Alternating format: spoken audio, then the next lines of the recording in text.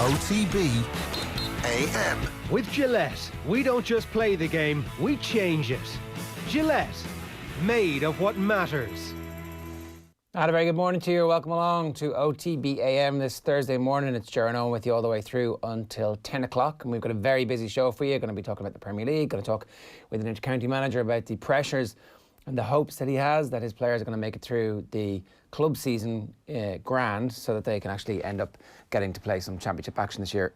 It's Andy McEntee of Meath. We'll also ask what it's like to be in a straight knockout championship in the same part of the draw as the greatest team in Gaelic football history, i.e. Dublin. That's one part of this, Eoin, that there's no backdoor for anybody in Leinster. You're like, okay, great. It's all the opportunity to eventually become the team who gets beaten by Dublin. Yeah, it's it's kind of a double-edged sword no matter what way you look at it. If you accept that inter-county teams are potentially all back training early, then you ask yourself, what is the point of any team in Leinster going back training early to end up getting beaten by Dublin? Similarly, what would be the point of Dublin going back training early, considering they are going to walk Leinster and probably won't have a meaningful game until, November, December? Now, I'm not saying anybody's training or is back training early, but if you are to believe the innuendo around every inter-county team, I'm not pointing fingers at anybody, there has been innuendo around every single county team out there, I think, at this point in the country. Then when it comes to Leinster counties, you're like, what is the point? At least in Meath, their county finals are quite late. In both codes, they're both going to be in the month of October. So that's one of the reasons why we've got Andy McEntee on this morning. As you mentioned yesterday morning, is that Carlow and Meath are the last two counties to have county finals. Now, in fairness, it's the Meath hurling final, which is last, but a week or two before that, you'll have the Meath football final. So Andy McEntee is going to be in a situation where, for the best part of a month after September 14th, club football in Meath will still be being played. Now, personally, I don't see anything wrong with that, because we can have a world where inter-county training and club training can coexist. That is what he is going to have to operate within. They're the confines he's going to have to operate within as Meath manager over that month. And I wonder, is that something that we could have operated in a little bit better before September 14th as well? Now, I know that's kind of opening up a can of worms, but it'll be interesting to get his take on all of that. And as you say, the potential injuries that could be falling upon his players over those few weeks, not having control of those players. Or maybe he won't look at it that way at all. Maybe he'll be looking at it from a Mike Quirke perspective, that it's a great opportunity for an inter-county manager to give some expertise and give some advice to the club managers in the county. Yeah, I'm sure even Mike is concerned, though, that there will be some clubs who won't know exactly what the load management should be and how much work everybody should be doing. And, there's every reason to understand why clubs can't have people who are experts in that, because it's difficult. Many inter-county teams still don't have recognised experts who know exactly what they're doing and who are doing things scientifically. We're still in an era where you can be a bit of a cowboy and have progressed very, very high up the food chain in strength and conditioning in Ireland. It's changed a good bit, but it's still not perfect. And it's still not perfect in professional sports. So the notion that we're going to have excellent strength and conditioning for the elite GAA players while they're with their clubs isn't something that we should just take as a matter of course. And players are going to get injured. So look, that's what everybody signed up for, and everybody knows that. Any kind of denial of that, I think, would be futile at this point. 0879 180 180 is the number here if anybody wants to get in touch with us. We're going to hear from a couple of GAA legends first here. We're going to play a few interesting things from the last 24 hours or so over the first half hour here this morning. The latest episode of How's the Head with Alan Quinlan is up. It's Danny O'Reilly from the Coronas. Some really great stuff in this. We're going to play 5 minutes of that. And Stephen Kenny's been speaking with Nathan about his expectations. And there's, we'll get into this after 8 o'clock, but he's fairly ballsy. He's come out and said, I don't really want to countenance not being at the Euros in Ireland. It's a massive, massive historic opportunity for all of us, and it's going to improve loads of people's lives. So he's right, and this is great to hear somebody say, yeah, we want to be there. Let's go. So, and he'll no doubt have been excited by what happened last night with John Egan scoring very deep in stoppage time for Sheffield United against Wolves and putting them right back in the mix for an opportunity at least to finish fifth, which, who knows, may or may not end up being good enough to qualify for the Champions League. So all of that coming up a little bit later on in the show, and if you want to get in touch with us, use the hashtag OTBAM on Twitter. We'll search for that and we'll find your comments. 7:35 this morning. Going to be hearing from two GAA legends next, though. On Wednesday night, July the 15th, Jim Gavin and Micheál Hartig are going to be hosting a special quiz with inter-county players to raise funds for the Neurological Institute at the Mater Hospital, and it'll be live on Off the Ball. It's a full hour-long quiz with some top-name GAA guests. I believe, Kerry, are being represented by Gooch and Donaghy, as far as I know. So I hope they're as good as a quiz duo as they were as an inside full forward line. Go to gofundme.com/f/Jim.Gavin. So just search Jim Gavin on GoFundMe to donate, and you could win a training session with Jim Gavin for your club. They joined Joe Malloy last night to promote the fundraiser. Here's Micheál and Jim. What was the best team, the best 15, 25 on a given day that you came up against? Ooh. Yeah, really good question. You'd have to say that this year, the Kerry team obviously impressed us over both games, and we put for a bounce of a ball. They might have got away with the victory in the first All-Ireland last year. Mayo definitely put me over the expanse of my time. Those 7 years were probably the most consistent team. And what a superb group of players. And, I think you could dot up any of the games, particularly 17. It was so close. So that particular group, a huge admiration for them. They're exemplary gentlemen. They really represent Mayo so well. And they're just really good footballers and play the game the way I'd like to see be played as well. So they were probably, over the expanse of those 7 years, were probably the most consistent team. But like some of the games we had against Tyrone were fabulous. So it's probably we obviously met a great Donegal team in 14 as well. But probably overall, Mayo were probably the most consistent team that I met. Did that Donegal defeat have as much of an impact on you as, it's talked about generally? That we saw a less cavalier Dublin, or certainly a Dublin more conscious of shoring up the back and not being susceptible to the kind of goals Donegal scored that day. Is that true? That had a big effect on your thinking and that maybe changed your outlook a touch, or is it overstated?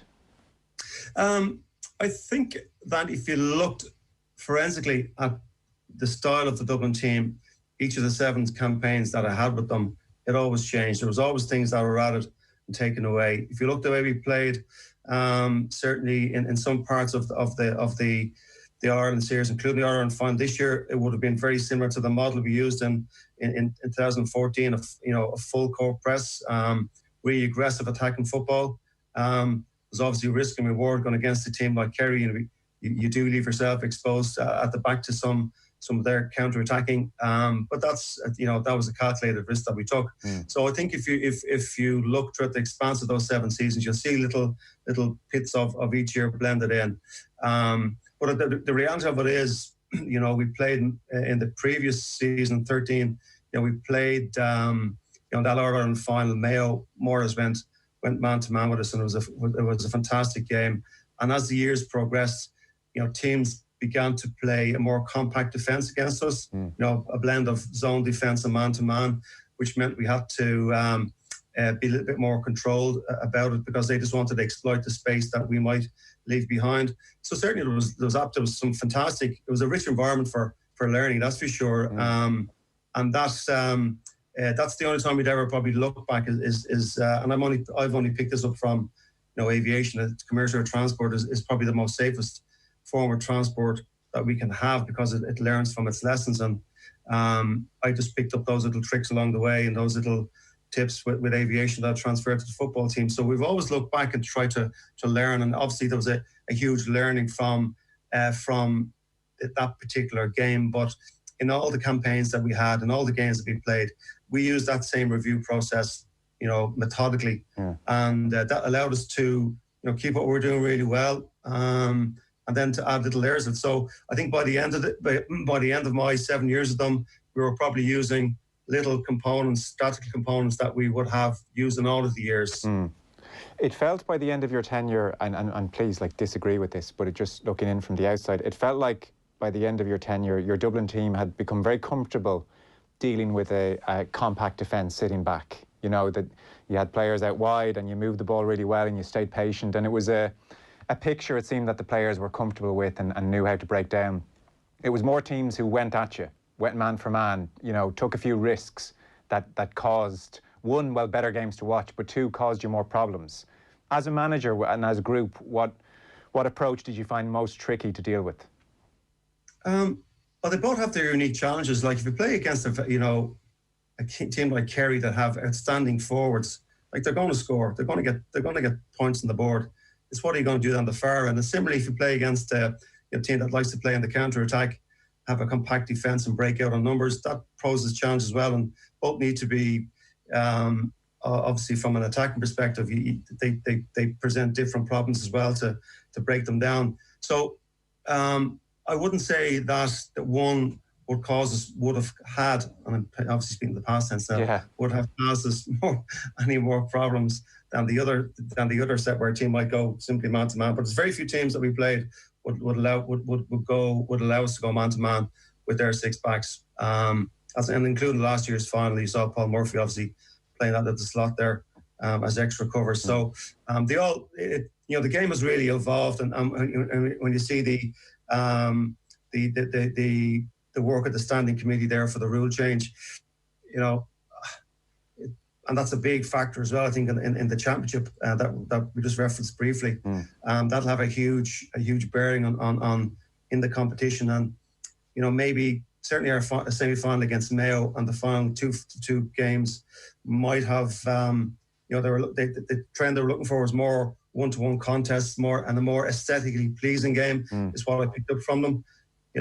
I don't think you could argue with the quality of football in both semi-finals and in the two final games. So maybe the hypothesis that they presented to the GA members is null and void. But nonetheless, we have the rules now, and we just need to get on with it. No, it possibly felt like the game's going that way on its own. It didn't need to push along. Micheál, I'll bring you in 1 second. Just one other question to put to you, Jim. What was the toughest decision, or the decision you agonised over the most in your tenure? Well, I don't tend to agonise. Just give me context. Like, is that tactically? Is it? I'm keeping it deliberately open. Be that having to call a player up and say you're done and drop him, or be that, Okay. What decision toughest? You interpret it whatever way you want. What jumps to mind? Yeah, well, but like tactically decisions that you make, we do have a kind of a collaborative approach. Obviously, the buck stops with me, and if it goes, great. The players get the credit, and if it doesn't go, one needs to take the hit. So I never wouldn't have dwelled over those. Yeah. The hardest part I found of the role was letting players know that they weren't travelling on the bus on match day. I'd only bring the 26, and you had another maybe 4, maybe 6 players. We didn't carry too large of a squad, but to let those players know that they weren't travelling, I always found it difficult to be at 21s or seniors, because they put in as much effort as the rest of it. Like there's the teams were really about the sum of their parts, and that's the most difficult and challenging bit that I found, was breaking the news to them. That was not a nice message to be given, and I never got good at it. I always struggled with it. But in fair credit to the players, without exception, they were disappointed, but they all, after that initial I suppose shock, or the emotion of it, they rolled their sleeves and they didn't blink, and that's probably why the team had the success that they had, because the players on the pitch knew that they were representing obviously their county and their clubs, but the guys who probably didn't travel, that meant a lot to the team, that team ethic, Jim Gavin and Micheál Moore-Hurtig last night speaking with Joe, and they're going to be back next Wednesday evening at 8 o'clock on Off the Ball for a proper inter-county quiz. You can play along at home, and it sounds like it's going to be pretty good crack, all raising lots of money for the Mater Hospital Foundation.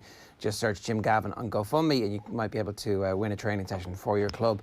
How does it feel, Eoin, to be the first name checked by Jim Gavin for the best teams that he came up against? Ultimately he settles on Mayo, but your boys, you were right there. Thank you.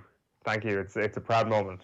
Very, very proud. I would like to speak on behalf of everybody and thank everybody involved in this huge achievement. That was quite interesting.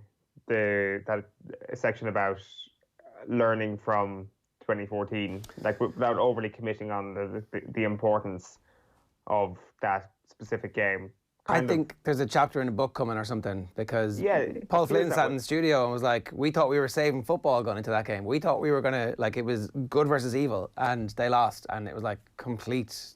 We can see the difference. Well, what I would say to that is that as a player, you probably want to be instilled with a good versus evil mentality.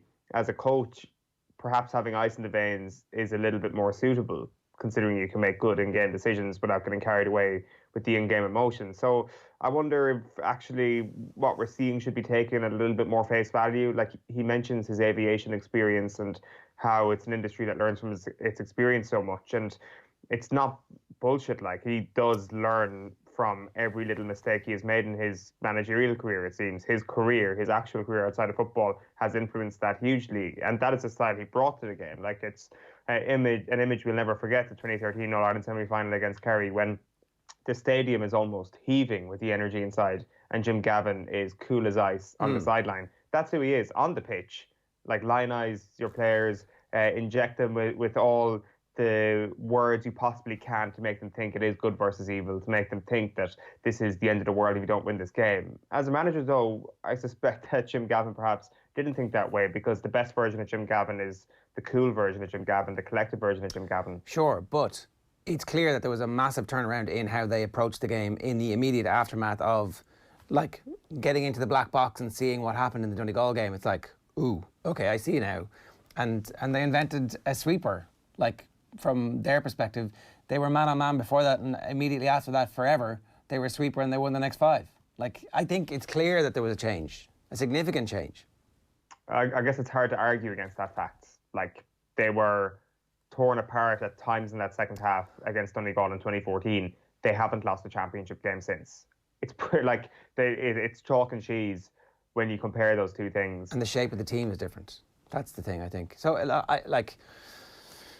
I probably still a little bit. I'm just not going to tell you everything just yet. I'm going to wait a little while, let my own information. And who knows? Maybe Jim Gavin comes back in a couple of years' time and he's like, "You're not getting any of my secrets." That's also a possibility.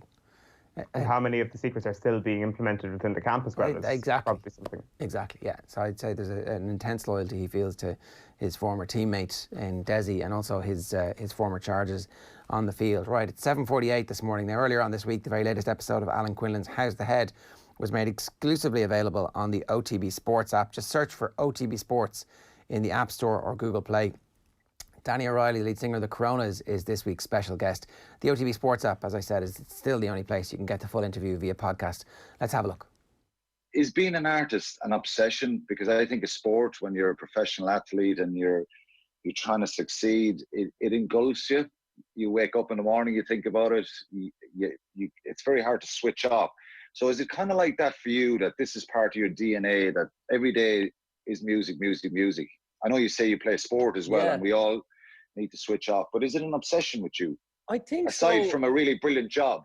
Yeah, I think I don't know if it's an obsession. I think it's just ingrained in me that I think we always had a good work ethic. Like, when this happened, we were like, okay, how are we going to adapt? How are we going to change it? And it's a weird thing as well, because there's an awful lot of, there's almost like a competitiveness of people's productivity as well. And that's not really, you know, a lot of people can be looking at other people, oh God, they're doing this every night and that band is doing this. And, you know, and it's not really about that for me. I just sort of, I think people need to do whatever they is best for them to get through it, you know. Yeah, and for me, just, you know, delving into music and doing something every night was the best way for me to deal with it. As I say, because I think it's so ingrained in me and it's on my mind all the time about what the band is going to do, and that's, you know, at the forefront of my mind. And so I think that was just my way of doing it. But as I say, I would hate if people are looking at me doing songs every night and certain, like, oh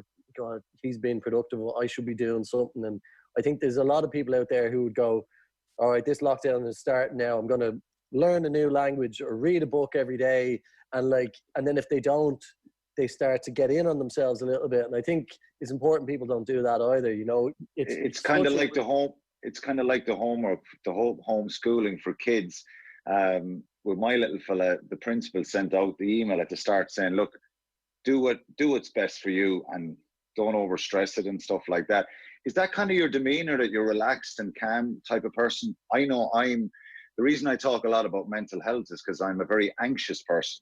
So it always intrigues me, how does someone like Danny O'Reilly cope with the ups and downs of life, the stresses, the pressures that maybe we all feel at some stage?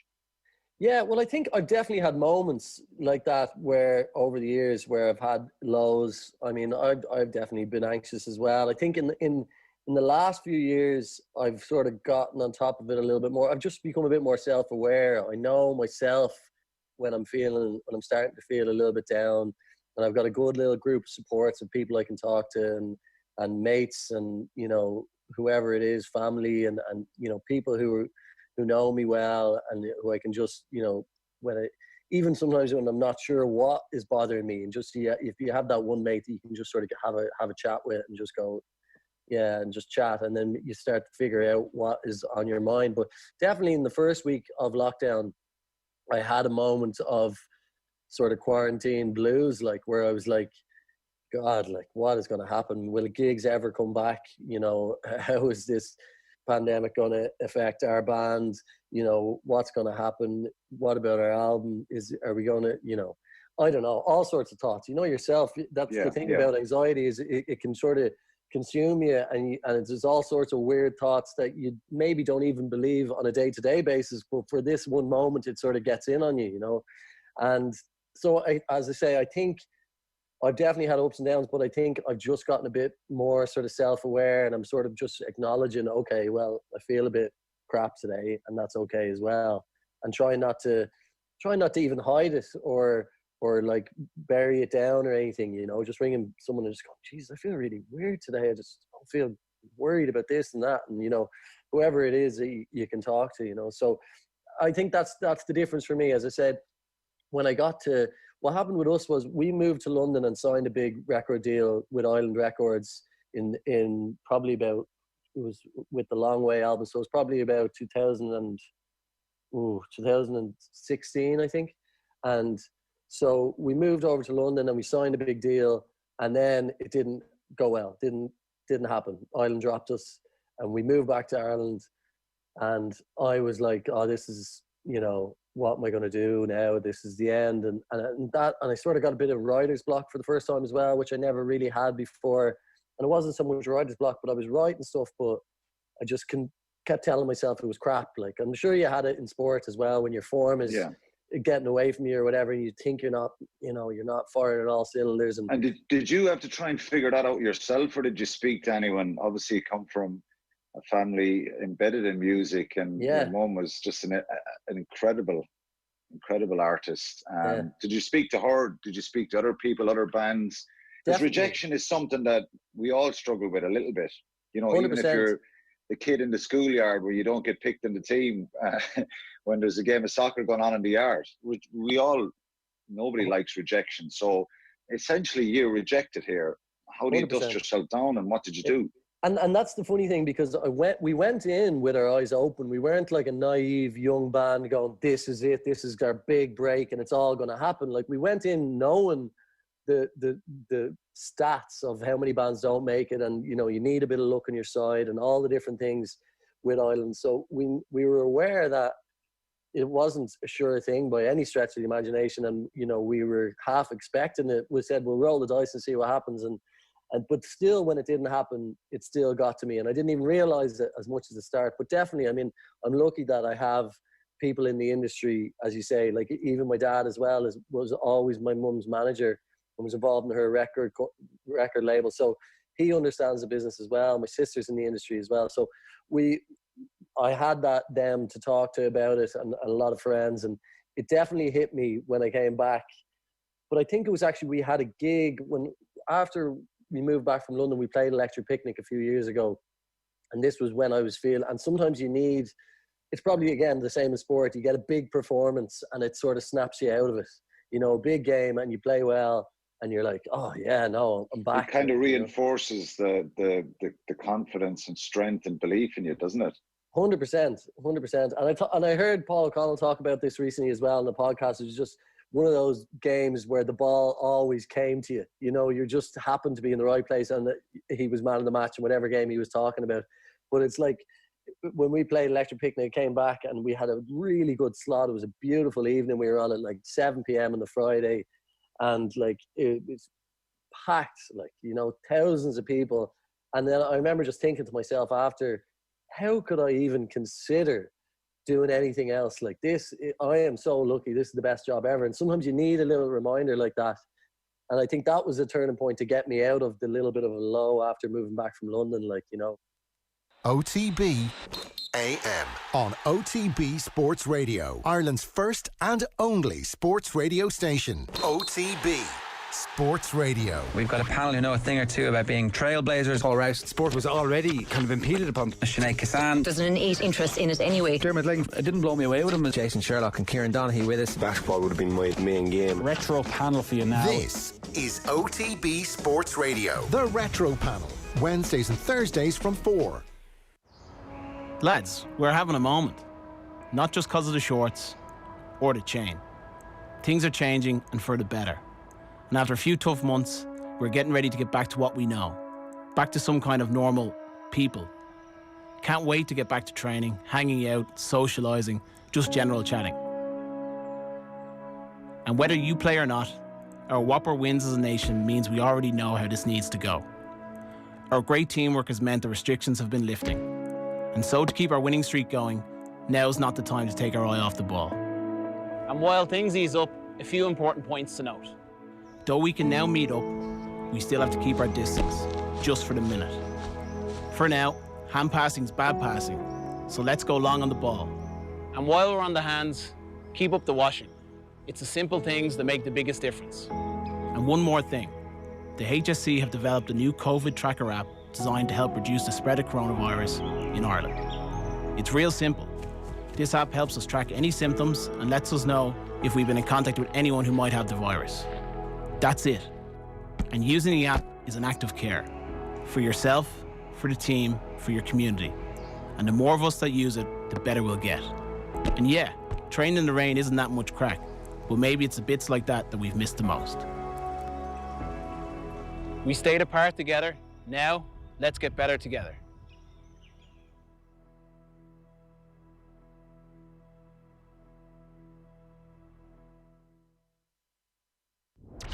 OTB AM. With Gillette, we don't just play the game, we change it. Gillette, made of what matters. Us and normal people, Eoin. Did you see that? Did I see which? The ad. The ad that we've just played. I'm in this weird sort of space at the moment where I can hear everything that's going on over there, but I can't see a thing. So consider me a radio listener. Explain it to me. You heard it though. I heard it. I was tuned out. I'm not going to lie. Okay. Well, we'll come back to it. Maybe we'll play. We'll definitely play it a little bit later, and maybe you can pay attention to it at that point, or perhaps look it up. We'll send you the actual video, or you could log on to the internet, youtube.com/off the ball, and hit the live button there. Have you downloaded the app? Is this going to go badly? Should I just abort this conversation? Have I downloaded the COVID tracking app? Yeah. It's on my to-do list today. I will I will do it today. I promise. It has been something that I have meant to do. I don't know why I haven't done it. I got the notification on my phone yesterday saying you are dangerously low in space. Whenever my phone tells me I'm in a dangerous position, it's always kind of a worrying sign. So I need to get out of that danger zone, get less dangerously low in space, and then download it today. I'll do it during the show. I'll do it right now during our next piece. I think this is exactly how things are supposed to work. A little bit of peer pressure comes on, and somebody goes, "Oh, you should download it." It's okay to share this data, and when the national emergency is over, we'll delete it. And I'm sure they'll delete all our data as well. Right now, why don't you follow me at home? It's bang on 8 o'clock this morning here on OTB AM. I was going to make the gag that it's good to be associated. Us and normal people are the only bits of pop culture that actually got a reference during the ad, but it didn't work because you didn't see it. Anyway, but for those of you who did watch it, well done. Yesterday afternoon, Nathan Murphy caught up with the Irish football manager, Stephen Kenny. We pick up the chat with the Irish boss discussing Ireland's tough task to qualify for the Euros. Have a look. In order to, we haven't qualified out of the group. We're in the playoff because we're in Group B in the Nations League. We haven't qualified. So we've got to do it the hard way now. We've got to go beat Slovakia away, and then the winners of Bosnia and Northern Ireland away. We've got to win 2 consecutive away games, which we haven't done. I don't know when the last time we beat 2 significant nations away from home back to back. So it's a big challenge, but it's one that we're well capable of winning. We've got a very, very good team potentially, I think, and so I'm looking forward to getting them together for the games against Bulgaria and Finland, and then getting ready for the first game. I'm glad Slovakia is the first game in October, and now that's on the Thursday as opposed to the Wednesday, gives us an extra day, which I'm pleased about, because that's massive in our preparations. If you're only getting players in the Sunday and they might have played, the fact that we're flying on the Tuesday and that game is back to the Thursday, which is great, and so we'll make sure we're ready. You've spoken before about how pleased you are with the resources you have defensively in particular, and when you go through them, that they're a match for pretty much most teams in Europe right now, and the form they're in, the likes of John Egan, Seamus Coleman, the way he's emerged since the restart, and Matt Doherty consistently brilliant over the last 18 months. Doherty was saying he still feels it's either himself or Coleman. Have you sort of something set in your mind around that, or is it still too early to say? No, it is too early to say, and I think and right backs is a position where we're doing quite well in, because actually Cyrus Christie scored a great goal for Fulham last week from outside the box, put it in the top corner, and he's actually been playing really well for Fulham recently as well. To be honest, I'm very, very impressed with. He hasn't played every match for Fulham because they rotate, but he's been very good. Seamus is just a brilliant captain, and has been a brilliant servant for Ireland. Matt, like John Egan, we have the situation where Matt is 28 and John Egan 28 now, and they've only played twice. John's only played twice for Ireland, and or 3 times, 2.5 matches. And Matt's played 3 competitive games for Ireland, and yet they've been playing at the top end of the Premier League, and they're very, very good players. So they've been very underutilised by Ireland, and we're waiting late in their careers to appreciate them. So I rate the 2 of them very highly. Every time we see your name, you seem to have a new role and an expanded role within the FAI. Now it looks as though you're going to be on the FAI's executive. To be honest, there's no change in position. I think on the manager of the team, that's all I ever wanted to be. That's all I ever wanted to do. I think the difference is that we're working here, we live in Ireland, we're working closely with the managers, Jim Crawford, under 21 manager, Tom Mohan, 19s, Andy Reid, 18s, Colin O'Brien, Paul Ozam and Jason Donoghue. All the international managers, we work together. We have we have certainly we're meeting today actually on teams today again, so we're meeting regularly, establishing a style of play that we want to formulate right throughout the teams, and I think there's been a lot of good work done before I was appointed, good work done before I was appointed, and I think we're with Dr. Technical Director and all of the coaches, and I think we want to formulate a team that gives a platform for, which we haven't had players like, believe it or not, Nathan, with Jeff Hendrick and Robbie Brady are 28 now, right? Now, apart from Alan Brown, who came from Cork City, and Shani Maguire played in Gibraltar, right? Apart from those 2 Cork City lads that have played once and twice in terms of starts, competitive games, the next player from the 28-year-olds is Aaron Connolly at 19. So we've 9 years of no players actually making the breakthrough. 9 players out of player coming through. So all of a sudden we've got all these players now that all the underage managers have been working with, and all of the clubs throughout the country have been working, and we have these players who I feel over the next few years are ready to come through, and we want to change that. Every year we want to have a production line, but we want to have a number of players who are capable of stepping up, and that's a lot of factors contribute to that. Do you know what I mean? It's not just as simple of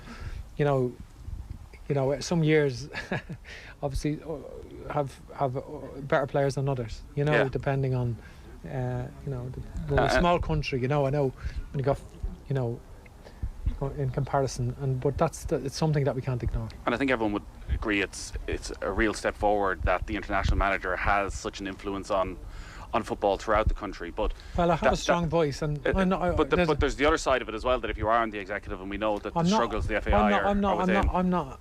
My position hasn't changed. I don't want to be a director, and I've no desire to be a director. I don't want a title.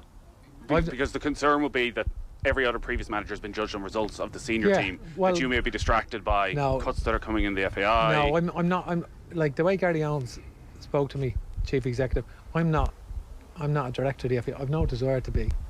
I just want to be. I ever wanted to be the manager, but I have a strong voice. I've articulated that strong voice since I've been in as under-21 manager on all football issues, and there's a seat at the table for me to articulate that voice if necessary. But he doesn't want me getting bogged down in meetings about budgets and so forth in relation to various different departments, and I don't intend doing that. But there's a vacant seat there that I can step in and voice my opinion on major football issues, because we want football to be at the centre of the FAI. We have a new video analysis room coming in here. We never had one in the FAI, right? Okay, so me, Keith, Damien, we'll be here working from the FAI when we're not in the UK and other countries, looking at players. We'll be here. This is the send. This should be this. The FAI should be about the international teams, the National League teams, schoolboy football throughout the country, and the amateur game. And football should be at the centre of the FAI, and that's the way I feel about it. And all the other departments should supplement that, not sort of a fragmented set of departments in an organisation. It should be every other department should support the key football areas, and I'll be strong in terms of the international teams at all levels. You know, we've had a period of austerity with the teams over the years where managers haven't been able to prepare the teams the way they would have wanted. What do you get from that? You get 8 years of non-players coming through. That's what you get. And I think or 9 years or whatever. So I think I'll make sure, you know, Ruud Doctor's the technical director. It's his area to appoint managers. He's made great appointments, and I'm here to. It's a collaborative approach, you know, and I think we'll work together in terms of trying to ensure that all of the managers get to be able to prepare the teams in the way that they need to. OTB AM. Really, really, really interesting stuff from Stephen Kenny in conversation with Nathan yesterday as he faced the media. He's in the papers today as well, saying that he really thinks it's very important for us to qualify. Home Euros are too special to miss out on. Making all the right noises there, Eoin. Yeah, without question, and fairly honest about where Irish football has been over the last little while. Never really tends to bury anybody when it comes to previous management teams, and I don't think he genuinely feels that previous management teams deserve a huge amount of criticism. But I guess it's kind of the overall structures of the FAI where he's sort of suggesting that better things could have happened over the last little while, or perhaps it's just kind of a fact of consequence that there hasn't been any real quality players coming through for the best part of a decade. And that for me is one of the most interesting parts. It's interesting for me as well that he was very clear to point out that he doesn't want any part of being a director in the FAI, and also kind of this point, which sometimes just needs to be hammered home, that the FAI should always be based on the football. Like nothing else should supersede the fact that you've got the League of Ireland grassroots football, men's and women's senior teams, like they are, and underage teams in fact, but they are the bedrock of the entire association, and perhaps that has been lost at times over the last little while, and a reminder of that is never a bad thing. Yeah, look, the conversation about the actual team is the other thing that's happening a lot at the moment. Johnny B's been in touch to say Coleman is a third centre-back, Stevens and Doherty as wing-backs, probably the best two wing-backs in England after Trent and Robertson. I mean, okay, well, obviously a Liverpool fan there, and a Liverpool and Ireland fan. Maybe they are the best two after that, maybe they're not, but it would be great to see that happen. We've had a long conversation about this over the last week or so. We don't think it's the style of play that Stephen Kenny prefers, and who knows, maybe he is not somebody who is completely wedded to a single individual style of play. He is going to look at the available players, particularly at an international team where he can't bring players in and manufacture players the way he was able to at club level, and go, actually, I can do that. That's no problem. These are the best positions for these guys, and let's see what happens. Obviously, he's a big fan of Cyrus Christie. We are festooned with right backs at the moment, and they all got a name check there as well. Darragh O'Shea actually started right back for West Brom last night as he scored for the team that went top of the championship. So it's good good solid chance that he'll be a starting defender in the Premier League next year. Probably not quite a starting centre-back just yet, but we do know the Slaven Bilic absolutely loves him for a piece that we did way back, it seems, when the world was a different place. Is that like 4 years ago now when the season started? Is that something like that? I think so, yeah. Like we are. I think mentioning Cyrus Christie is a prerequisite if you're an Ireland manager getting into a conversation about the right backs. Like it's or central midfielders. Or central midfielders. David Myler was obviously watching our social channels yesterday. We had a picture up of Nathan interviewing Stephen Kenny. Stephen Kenny talks us through Ireland. Ireland haven't produced talent for a decade. Click the clip for full video. David Myler, are you off to the Oasis reunion after? Nathan Murph. I was like, I thought the coat was nice when I saw it, but now that David Myler has punctured it, I'm like, okay, I get it. Nothing wrong with that sort of jacket. I'll stick up for Nathan on this one. I think it's a nice. I think it's a nice functional jacket. You have the same jacket, I think, same colour, same shape. Isn't that correct? Yeah, but it doesn't keep the rain out very well. Then it's not. I got functional. I got pneumonia after wearing that jacket once. In Kerry. No, in Dublin. Right. In Dublin, yeah. Got pneumonia last June really. So yeah, screw you, Parker jacket or whatever they're called. Really, you look trendy, Nathan, but you wouldn't want to be standing outside too long in the rain. Right. Owen, talk to us about John Egan. What a time to be John Egan. Yeah. So in the last 7 days, Ger, what have you done? Watched a bit of football, gone for a few socially distant pints, like cooked your 47th loaf of banana bread of the summer. Well, let me tell you what John Egan has done since this time last week. He has made 149 Premier League touches. He has completed 109 passes. He has won 14 aerial duels, made 13 clearances, made 6 interceptions, picked up 7 Premier League points, took 4 shots, scored 2 goals, used the blades emoji 7 times on his Twitter account, and made 1 reference to a Gaelic football background. What have you done in the last week? That's not bad. I mean, are we getting to the point where we're talking about him getting transferred to a massive team? Do you start thinking those terms, or are you like, look, just be a Sheffield United legend now for the next couple of years? I think you take the transfer to the big team. It's interesting. We have these conversations quite a bit. I wonder, do footballers actually have that internal monologue going on where they can actually afford to talk about becoming a club legend, especially with a club like Sheffield United, where obviously things are going incredibly well for them at the moment, but you just don't know what could happen in the next few seasons, especially when they qualify for Europe. Those two things are hard to balance. So I'm not sure if he'll be thinking about it that way. Can he get a big move? I think in the last week, his profile has gone up to a level where he will be talked about, but will he be spoken about in a way that will allow him to get a move to... it's hard to know what the next tier is before you step up to a Manchester United, but are Everton still a bigger club than Sheffield United is probably the question he might be asking himself this year if they come in with an offer. I'm not sure they are, to be honest. The money is the thing. The money will be the thing. Yeah. But in terms of actually going on to achieve bigger things, you probably want to be looking at a top 6 club. He's an outstanding footballer, Ger. He's had an incredible season, and he's constantly learning and constantly getting better, even at his age at the moment. So, it's a very, very exciting time for him, and he's just part of this season. Certainly these last few weeks, where we start to feel excited again about Irish football. You listen to Stephen Kenny last night. You see John Egan's form. It's hard not to be excited about some of the things we've got going on at the moment. 100%. 14 minutes past 8 here this morning on OTB AM. OTB AM live in association with Gillette every morning. We don't just play the game, we change it. Gillette, made of what matters. Sheahan is with us this morning to talk to us about the sports news. Shane, how are you? Not too bad, lads. Keeping well, and yourselves? All good. What's going on? I guess we'll have to start with John Egan, won't we? Cork, the Cork man, Kerry man. Sorry, Eoin, which is he? I know he grew up in Cork. And John Egan, yeah. I saw his father's statue actually when I was down home recently, and I was like, could have another statue beside that in a few years. He's a Cork man. What are you talking about? That's like saying... I'm joking. Don't worry. I'm not that precious about him. Don't worry. It's a controversial one, though. He wore Kerry jerseys growing up. Obviously, he has his father's influence on him, but it can't have been easy being a massive Kerry GAA fan growing up in Cork.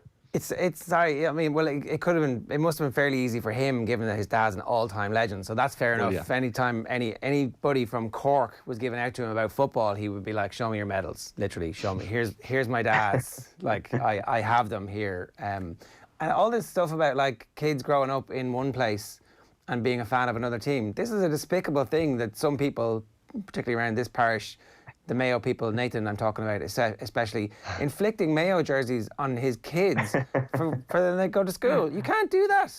You can't do that. You're born and you live in Dublin. The kids are Dublin. That's what they are. I don't care if my future kids grow up in Timbuktu, they'll be wearing Monaghan jerseys. So, yeah, but they won't be. They'll be Timbuktu fans, and that'll be their local GAA club, and that's who they should be aspiring to be. You can't be inflicting a lifetime of misery on them. I think they're still young, so he's just, you know, he's clutching onto those straws. But you know, in the next couple of years, it's inevitable that the Dublin jerseys will be worn and worn with pride as well. Do people in Timbuktu bang on about how small a population they have as well? They've got quite a big population actually, but you know, I get your point. Yeah, it's an interesting one. It's one for the dadcast, I think. The nature of what jerseys you give your kids. But yeah, I don't know. Nathan's in a bit of bother there, I think. But we might as well start with John Egan, lads, I guess, given that he's the man we're all talking about this morning. But continued his hot streak in front of goal last night. So he went from not having scored in the Premier League to scoring twice in 1 week. Headed Sheffield United's winner deep into injury time last night to secure that 1-0 win over Wolves in the Premier League at Bramall Lane. That win keeps Sheffield United side in contention for a European place. So the European spots race really heating up heading towards the back end of the season. Mo Salah's 18th and 19th goals of the season helped champions Liverpool to a 3-1 win at Brighton. Jordan Henderson scoring the other, a lovely curled finish into the bottom left corner. The Reds still on course for that record points tally, and Salah said after the game, early goals for his side settled the nerves. Yeah, I think it was a good game for fans to watch it, and they play really well from the back, and yeah, they had a good game, and we were lucky to score in the beginning. So scored in the beginning too, so made the game a little bit easier to just have the confidence from the beginning. But yeah, they played a good game. He missed out on the hat-trick last night. He had a header that just went over. You could see his disappointment. So not happy with the 2 goals, Mo Salah, but yeah, a big win for them, on course for that record points tally, as I said. In last night's other games, David Silva scored 1 and assisted another 2 in Manchester City's 5-0 thrashing of Newcastle. West Ham remain in trouble following a 1-0 defeat at home to Burnley. Jay Rodriguez with the only goal in that game on 38 minutes. Tonight, Manchester United can establish a 6-point gap between themselves and 6th place Wolves. Ole Gunnar Solskjaer's side are away to Aston Villa. 3 points would move United within a point of the Champions League places with a win. Solskjaer says maintaining a 100% record is their aim for the rest of the season. The teams around, they're playing well, but there's so many games, so we just focus on this one, the next one and that one, and if you win every single one of them, we're in the top 4. So we just have to do it ourselves, and that's to grow as a team and know that put a different challenge to other teams as well. Yeah, that game kicks off at Villa Park at 8:15 this evening. Elsewhere, second from bottom Bournemouth entertain Tottenham, and at Goodison Park, Everton face Southampton. Both of those games begin at 6. West Brom are sitting on top of the Championship table this morning. Meanwhile, they took another step towards automatic promotion to the Premier League with a 2-0 win over Derby County last night. 21-year-old Dubliner Dara O'Shea scoring a goal in that match for the Baggies. Leeds can regain the summit with victory against Stoke City this evening, with the action underway in that game from 5 o'clock. Meanwhile, Pep Clotet has left his job as Birmingham City head coach. He was due to step down at the end of the season, but agreed to go following last night's 3-1 defeat to Swansea in the Championship. The result means they're 4 points clear of the relegation zone with as many games left to go. To some golf news, a rearranged Irish Open could replace the postponed Ryder Cup in this year's calendar. The biennial meeting of the US and Europe has been postponed, of course, due to COVID-19 fears. Padraig Harrington will instead lead Europe at Whistling Straits in September of 2021. It also means Adair Manor's hosting of the Ryder Cup is pushed back a year to 2027.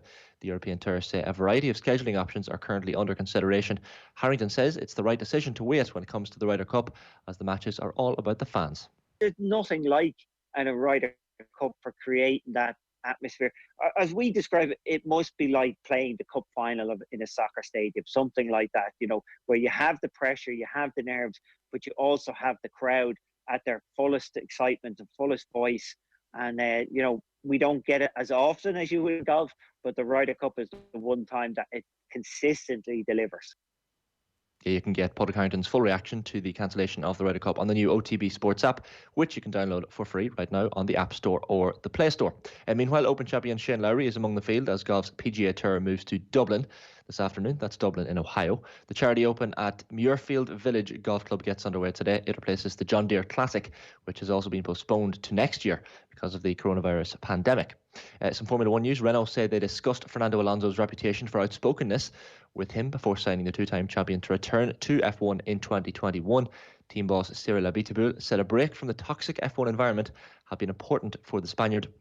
Famously, when Alonso was with Ferrari in 2013, he provoked a public rebuke from chairman Luca Di Montezemolo when he told a TV interview who asked what he wanted for his birthday: someone else's car. In darts, world number 1 Michael van Gerwen returned to the PDC Tour with a victory last night. He won the first of 5 Summer Series events in Milton Keynes, beating global champion Peter Wright 8-7 in the final. It's taking place over the next 5 days to mark the sport's comeback after being put on hold due to the coronavirus outbreak. And finally, from me this morning, lads, there's a 7-race card at Navan this afternoon. The first goes to post in Meath. They're at 1:05. Is Alonso still good? Is he going to be good? Is that car good? Is that going to be a competitive car for him to get into? It wouldn't inspire confidence for me that Daniel Ricciardo has left. So Ricciardo obviously follows the good cars, and he's got the hell out of Dodge. He'll be heading off next year, leaving Renault. So it wouldn't inspire confidence. You'll remember Michael Schumacher had his famous comeback. He was exactly Fernando Alonso's age when he did that, and that comeback did not end well for Schumacher. It wasn't very successful. But look, he's a 2-time world champion. He'll sell the Renault merchandise. So he's a big name signing, but I can't imagine he'll bring much success now. Is there some talk about Sebastian Vettel coming back? Vettel, I mean, he's certainly leaving Ferrari next year. He doesn't have a team sorted for next year yet, but I think teams will be... Joining Renault? Was that the gossip? That's the gossip, but nothing's been confirmed yet. But the problem with Vettel is his wages. I mean, he's up there with Hamilton and Valtteri Bottas for wages. So who can afford him, we'll see. But yeah, you'd imagine he'll be with someone next year. All right, Shane, good stuff. Thanks very much for that. That's Shane Hannon giving us a roundup of everything that happened last night and what's coming up this night as well. We are at 22 minutes past 8 here this morning. Here in OTB Sports, we've teamed up with 20 by 20 to give our female listeners a chance to win 3 weeks of training, advice and mentoring from Mayo and AFL legend Sarah Rowe. She was on talking with Joe yesterday about her own work in the field of mentoring, and Sarah Rowe's going to be a great coach, so this is a brilliant prize to win. To enter the competition, just send us a 10-second video telling us what training you'll be doing and why you should win. You can WhatsApp it to us, 087 9 180 180. That's 087 9 180 180 is the WhatsApp number. This is all part of the No Proving, Just Moving campaign. Pardon me, the latest chapter in the 20 by 20 movement, which is focusing on the benefits of participation. Being active and moving is a gift that only you can give yourself. Here's what's coming up on the show for the rest of the morning here. I'm going to talk football with Stephen Doyle. Right now, we've got sports pages coming your way at around about 8:40. Andy McEntee, the Meath manager, is going to join us just around about 9 o'clock. And Carlow's Mt Rushmore. It turns out Carlow is a county that has produced some genuinely world-class talent and is definitely punching above its weight, particularly when you think of some of its neighbouring counties. That's coming your way at around about 9:20 this morning. If you've got anything you'd like to get off your chest, the hashtag is OTBAM. Sean O'Brien, Carlow, obviously going to make it. Patrick Mullins, who is one of our selectors, Eoin, is the greatest amateur jockey ever. That would be enough to get you on most mounts, right? For sure. Can he pick himself? He's a very humble man. I'm not sure he's going to pick himself.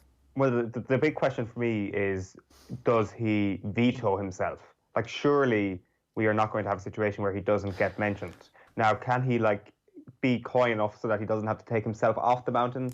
I'm not sure. So Patrick Mullins has to be there. Absolutely has to be there. A banker for me, right after Sean O'Brien, I'd almost say, as your number 2 pick. Yeah, it would certainly be a very popular choice amongst punters anyway. So 24 minutes past 8. Let's get to Stephen Doyle. Stephen, good morning to you. Morning, Ger. Morning, Eoin. So there's loads of stuff from last night to talk about. I want to talk a little bit about the Manchester United situation. Paul Pogba was all over the newspapers because Ole Gunnar Solskjaer has dropped a hint that he's going to get a new deal and that the trend is in favour of Pogba staying, and this is going to have a massive impact apparently on their transfer policy for the rest of the year. How do we get to the point where Paul Pogba is going to still be a Man United player next season and everybody's going to be happy about that? What happened? Yeah, I'm looking like a right fool, am I, anyway, Ger, because I did a piece there a couple of weeks ago on OTB Sports saying that maybe Solskjaer needs to take the same approach that Fergie did with Paul Ince back in the mid-90s and ship him off to a big club. But it looks like now that Solskjaer fancies keeping him at the club, and it seems to be look, it was only a couple of months ago, Jared, his brother was in the media saying that Pogba still wanted to move away to a club where he was guaranteed Champions League football. Now, we still don't know whether Manchester United are going to be in the Champions League next season, but it would seem that the club that he was being touted as moving to, Real Madrid, just aren't willing to spend that amount of money on a player this summer. And that seems to be why he's perhaps tempted to stay at Old Trafford this season. And I don't know, I feel Solskjaer's approach with Pogba has been a little bit weak. He seems to be kind of giving him a fairly, I don't know, he just seems to be giving him a bit of an easy ride. Now, I did say I kind of thought that maybe perhaps him coming into the team might disrupt the chemistry that United had built up there since January. They've been playing really well, obviously, since Fernandes has come in. There's a good chemistry in the midfield there and the link with midfield and attack. And I just thought Pogba coming in might disrupt that a little bit, and also his influence in the dressing room, because we know that sometimes he can't be, or he can come across maybe as not totally committed. And if he is making public, or even his brother is going in public and saying he wants to move away from the club, that can't be a good player to have in the dressing room. But it seems to be working. He's back. He's been playing with Fernandes. The two of them are linking up well, and I'm willing to say I look a bit silly now after kind of suggesting that the two mightn't be a good idea to put Pogba back in the starting team. Could you look at it cynically, Steve-O, and say that potentially Paul Pogba and his entire team of advisors are well aware of the fact that it is going to be tough to get a big club to splash the cash on him this summer, so actually forcing himself back into a concrete position in the starting team, ensuring that he is always in the limelight, ensuring that he is always playing week in, week out for Manchester United? Could you look at it that way, that perhaps that has become paramount for Paul Pogba at this point, because he knows he's not going to get out of the club for another 12 months? Yeah, well, he does come across as somebody who likes to I suppose he will look, Paul Pogba will always look after Paul Pogba first, and that's fair enough. Look, we all, not just footballers, but anybody in any walk of life, you want to get the best for yourself regards to your, I suppose, working conditions and the salary that you can get and all that kind of stuff. So Pogba, in fairness to him, if he can get a better contract, if he can get better money, good luck to him. There is also the option of the extra 12 months that United can trigger at the end of his current contract. So, would he be better off maybe letting that 12 months be triggered and then just see it out until he's a free agent, and then he's going to make a lot more money? Well, there's talk of a deal. That's the whole point, is that Solskjaer says there's going to be a new deal. And look, maybe that new deal includes we'll sell you next summer if we get X amount, and the buyout isn't ridiculous. And it's at a level that they already know that Real Madrid will pay, or somebody will pay PSG in 12 months' time, when maybe there are fans back in stadiums. Exactly. Who knows? But the common consensus from this news is that it's the end of the Jack Grealish to Manchester United story. And to be honest, I'm not really sure that I agree with that at all. I think that it's exactly what you would be saying if you were Manchester United, saying, oh, we don't need Grealish now. So when you go to Villa in the summer, you say, well, look, we don't really need him, but we'll take him off your hands. And, there aren't that many buyers who are going to give you 60 million, 70 million, as opposed to the 100 million that Villa might have been looking for before the pandemic. Because actually, it's good forward planning if Pogba is only going to be there for 1 year or 2 years, and Matic is at that stage of his career where he's coming to the end of it, and McTominay you hope is going to make it, but you're not sure, you can add Jack Grealish to this squad now, and it's a great time to do it, because you're going to be busy next year in the Champions League. You're going to be trying to win the League Cup because you want to get a trophy. You're going to be trying to win the FA Cup because you're trying to get a trophy, and you absolutely 100% have to be at it every week in the Premier League, because Liverpool and Man City are going to be at it. If you're a top club, Jared, going for Champions League, you want to win trophies, is Jack Grealish the type of personality you want in your dressing room? Yes, 100%. I don't know. A 24-year-old captain who's put a shambolic team on his back and carried them. So he likes to party a little bit. But I mean, what 24-year-old doesn't like to party? Jared, I to be honest with you, I know he's a captain. Personally, I think he should have been stripped of that captaincy when he had that crash during the lockdown. He's been charged with that since. He's going to be in court on the 25th of August, charged with leaving the scene of an accident and driving without due care and attention. So, this has not been an issue for Manchester United in the past, though. Like it just, if you're a footballer, they don't care about that. Like who? Well, several of their players have had issues with speeding, with drink driving. Yeah. In the past, you know, there's a lot of players that could be, Steve. Let's not name names. Okay, absolutely. Listen, when I thought about, I'm thinking about Alex Ferguson when he's in charge of Manchester United, because that's where Solskjaer has learned his managerial, or where he cut his managerial teeth, working under the greatest manager of all time, arguably. And I'm thinking, what kind of players were ill-disciplined in that United squad under Ferguson? I suppose people used to talk about Cantona, how he was an awkward character in the dressing room. And Roy Keane Ferguson being bailed out from the cells a couple of times. Yeah, absolutely. But does Solskjaer have that same kind of control? And in fairness to Ferguson, he did clear out a lot of players who were kind of, badly behaved around the early 90s, as we all know, the likes of Norman Whiteside, Paul McGraw, these kind of players who were all moved on. And listen, look, Jack Grealish is a really good player. Okay, there's no doubt. He's a very creative player. Looking at his abilities on the field. I did a match a couple of weeks ago, 4 off the ball, Aston Villa playing against Chelsea. And I was watching Grealish during that game. And I'm kind of thinking, this fella doesn't look to me like a captain of a team or battling against relegation. He just doesn't look 100% committed. He wasn't getting back. He wasn't tracking back. He wasn't trying to help out with defence. It was all very weak, lily-livered looking kind of performance from Jack Grealish. And I just don't think that he's the kind of player that, Manchester United, they want players who are committed week in, week out, who are doing their stuff every single week. I just don't think Jack Grealish is that kind of player. And yeah, I just think, the whole incident with Dean Smith coming back after the lockdown, he was asked about Grealish and the crash and all that kind of stuff. And, he was like, oh, well, he made a mistake and, Jack feels bad. I feel bad for Jack and this kind of stuff. And I just think he's been mollycoddled at Aston Villa. And I just don't think his character is the kind of character that Manchester United need in their dressing room right now. So you think it's two things. It's character, but it's also footballing ability. You don't think that he would fit in that team? I've got to say, I think that you can play him in any of those 5 of the front 6 positions. He's not an out-and-out striker, but you could literally put him in that team in any one of a constellation of different positions. Transform how your team plays from week to week depending on where you deploy him, and all of a sudden you've got options for you can play him alongside Pogba if you want. You can play him alongside Matic if you want to rest Pogba. You can play him instead of Martial. You can play him instead of Rashford. You can essentially play him anywhere.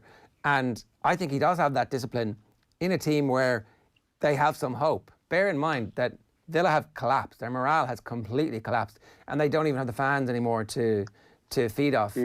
So I've seen enough of him over the last 2 seasons to know, certainly sticking with the club when they went down and then helping put them on his shoulders. Now, he wasn't alone when he was coming up last season, but I actually think that character would be there, especially when in training there are other people doing even better than you are. Yeah, look, there totally is that argument. If he's in a better team with better players, that perhaps he will shine better himself. And, there's a number of players you'd see like that in the Premier League. I look at the likes of John Joe Shelby at Newcastle and the talent that he has, and you wonder if he had better players around him, how good could he be as well. But, and listen, I think your argument is totally fair, Ger. He is a type of player that can play in a few positions. I remember him playing for the Irish under-21s, playing on the right-hand side of midfield, playing in the centre of midfield. We've seen him with Villa playing, as you say, on the left, in the centre. And there totally is an argument for him to be at Manchester United, but is he willing to be a utility player that's going to be, shifted around from position to position? Do United need him that badly? You look at what they have there, the likes of Daniel James, Marcus Rashford, Martial, Mason Greenwood, who looks like one of the best strikers we've seen in a long, long time in England.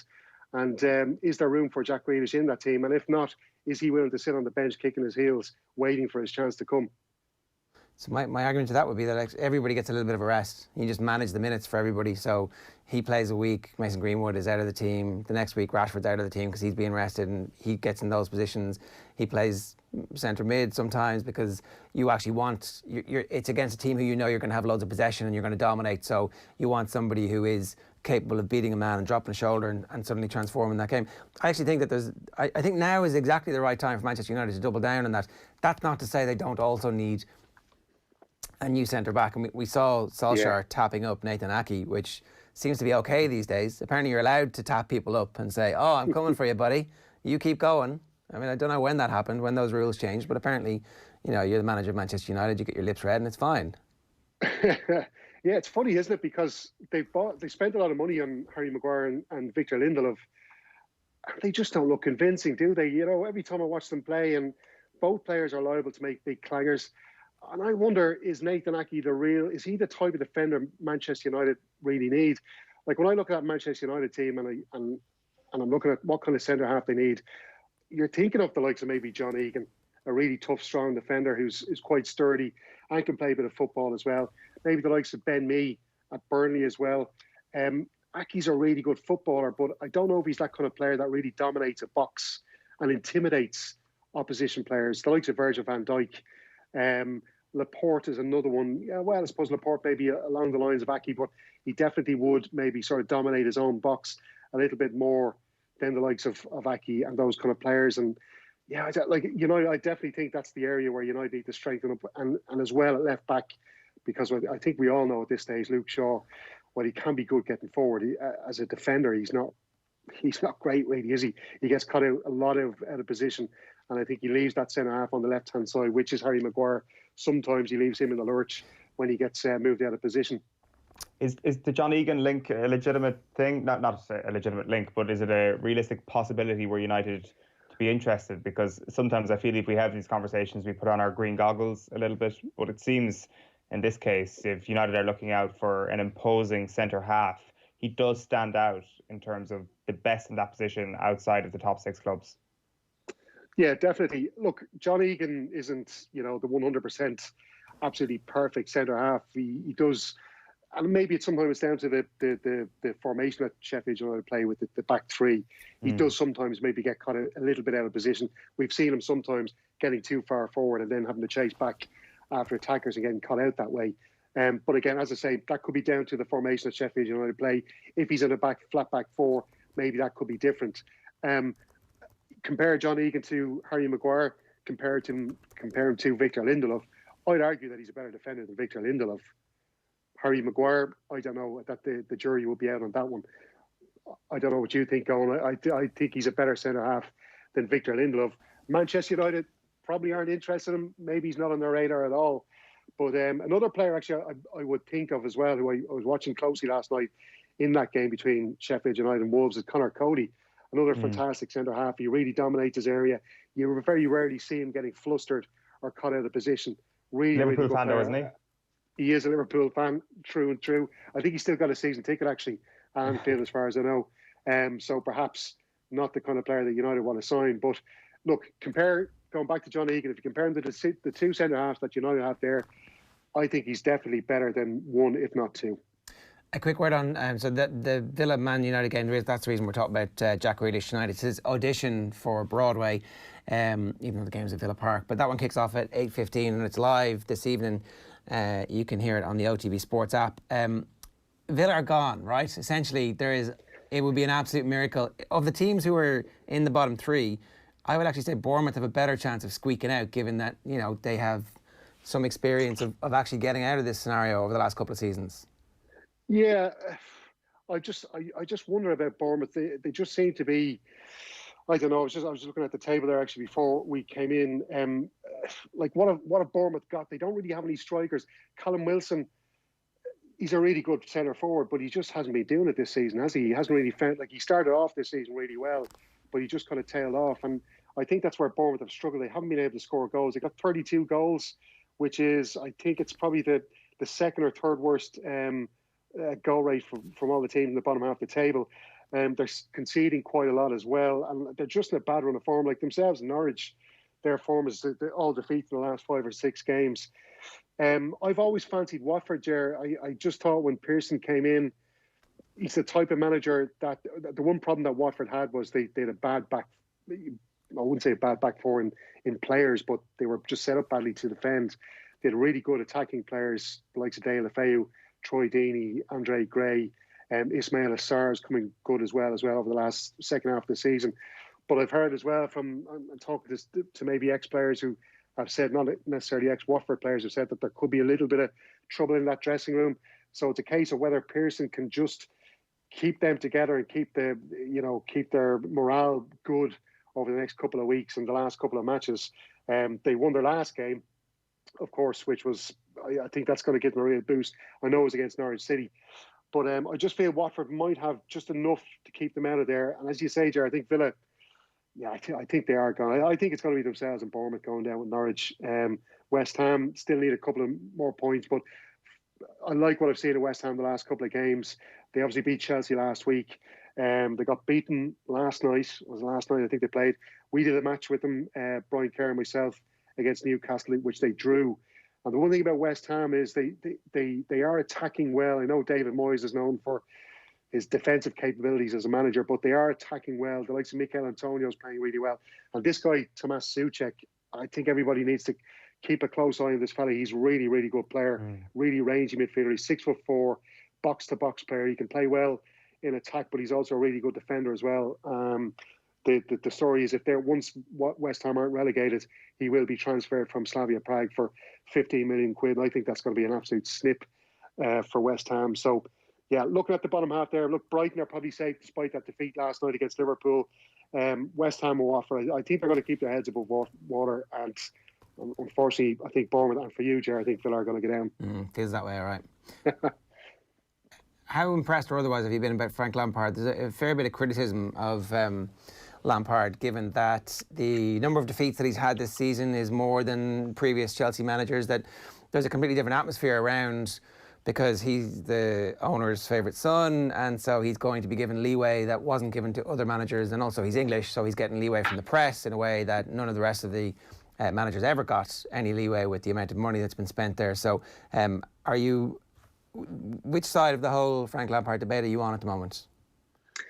I do think he's getting an easy ride from the English media. And, you know, we all know why that is. He's an ex-England international. He's an ex-Chelsea player. He's a Chelsea legend, and that's understandable. But look, when you look at his record, he's doing well. I know he's 6 points behind what Maurizio Sarri had last season, but he does still have him in the top four. I think Chelsea's biggest problem, Ger, they're brilliant going forward. Like, they've got some great attacking talent, but they're just so poor at the back. I was just reading their stats there earlier on this morning. They've conceded 46 goals. That's the worst defence in the top 8, and the joint worst in the top 10, along with Burnley. I do think he's under a lot of pressure here, though, because they're on 60 points now. They're a point clear of Leicester in 4th, but just behind them, 5 points behind them, with a game in hand is Manchester United. So if they beat Villa, as we'd expect they will, United will be back 2 points behind them. You look at Chelsea's last 4 fixtures there, Sheffield United away, Norwich at home, they should win, Liverpool away and Wolves at home. So those 3 matches, Sheffield away, Liverpool away and Wolves at home, Chelsea can definitely drop points in those games. They've got a poor enough home record as well. Wolves are pretty good away from home. That's the last match of the season, and they don't concede many away from home as well. Wolves, I was looking at their record, 18 goals conceded away from home. That's pretty good. Chelsea need to break them down in that last match probably to win points. So I think Frank Lampard's under pressure. Now, when you listen to what Chelsea supporters are saying, they seem to be pretty happy with what Lampard's doing. And I think even if he doesn't get Champions League football, Chelsea supporters will be happy enough to give him another season. So where do we look next? We look at the owner, Roman Abramovich. Like, you only have to ask Maurizio Sarri that about Roman Abramovich, and you know he doesn't accept average. Like, they got to a Europa League final last year and won. They got to the Champions League via that and finishing in the Premier League. So Maurizio Sarri did okay last season, but it wasn't enough for Roman Abramovich, so he brings in Frank Lampard. Now, the thing is, we know about Roman Abramovich is he always wanted his Chelsea team to play attractive, entertaining football. And that is what they're doing right now. Yeah. They're bringing in good players as well. He loves Frank Lampard. That's the most important thing in all this. He absolutely adores Frank Lampard. And Frank Lampard gives him a warm, fuzzy feeling, a way that he hasn't felt about football since Damien Duff was at Chelsea, I would suspect. But Steve-O, great stuff. Thanks a million for joining us this morning. Thanks, lads. I think you're wrong about Grealish, by the way, but we'll see. 8:44 this morning here on OTB AM. That's Stephen Doyle giving us some thoughts there. You can follow him on Twitter at DubSoulRebel. I want to tell you about what's coming up on Friday. That's tomorrow at 1 o'clock. We're giving you another chance to win €1,000 in our game show. It's called Know Your Football, and it does what it says in the tin. All you need to do is know your football, get all 15 questions correct, and you will share in the prize money, which is €1,000. Last week, only one of our contestants answered all 15 questions correctly and walked away with €1,000. You can register at quiz.otbsports.com. It's quick fire. The little clock ticks down. If you don't answer in time, you don't get the question correct and you're out. All the terms and conditions are available to look at on otbsports.com as well. Just make sure you've logged in before 1 o'clock. We'll be doing a warm-up show as well. So join us at around about 10 to 1 on Friday at lunchtime. And by the end of your lunch, you could be a grand to the good for the weekend. Know Your Football brought to you in association with Paddy Power. Check out paddypower.com for their great offers and always gamble responsibly. A reminder tonight, Villa against Manchester United is live on OTB Sports. Nathan and Vinnie Perth are going to be on commentary for that one. Then on Sunday, it's Villa against Crystal Palace with Damien Delaney alongside Nathan for that one. And it's Spurs against Arsenal, North London derby. Stephen and Brian Kerr are going to be on duty for that one. It is time for the sports pages. OTB AM.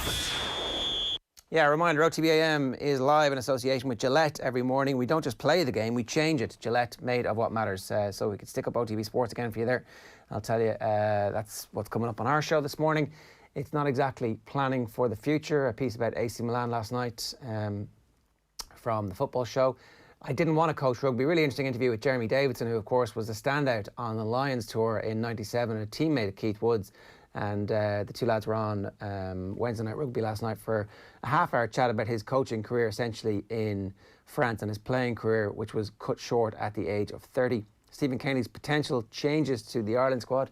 A lot of speculation about what's going to happen. And then, of course, John Egan scoring with the header last night. That is on OTB Sports for you this morning, and always worth checking out to see exactly what's going on.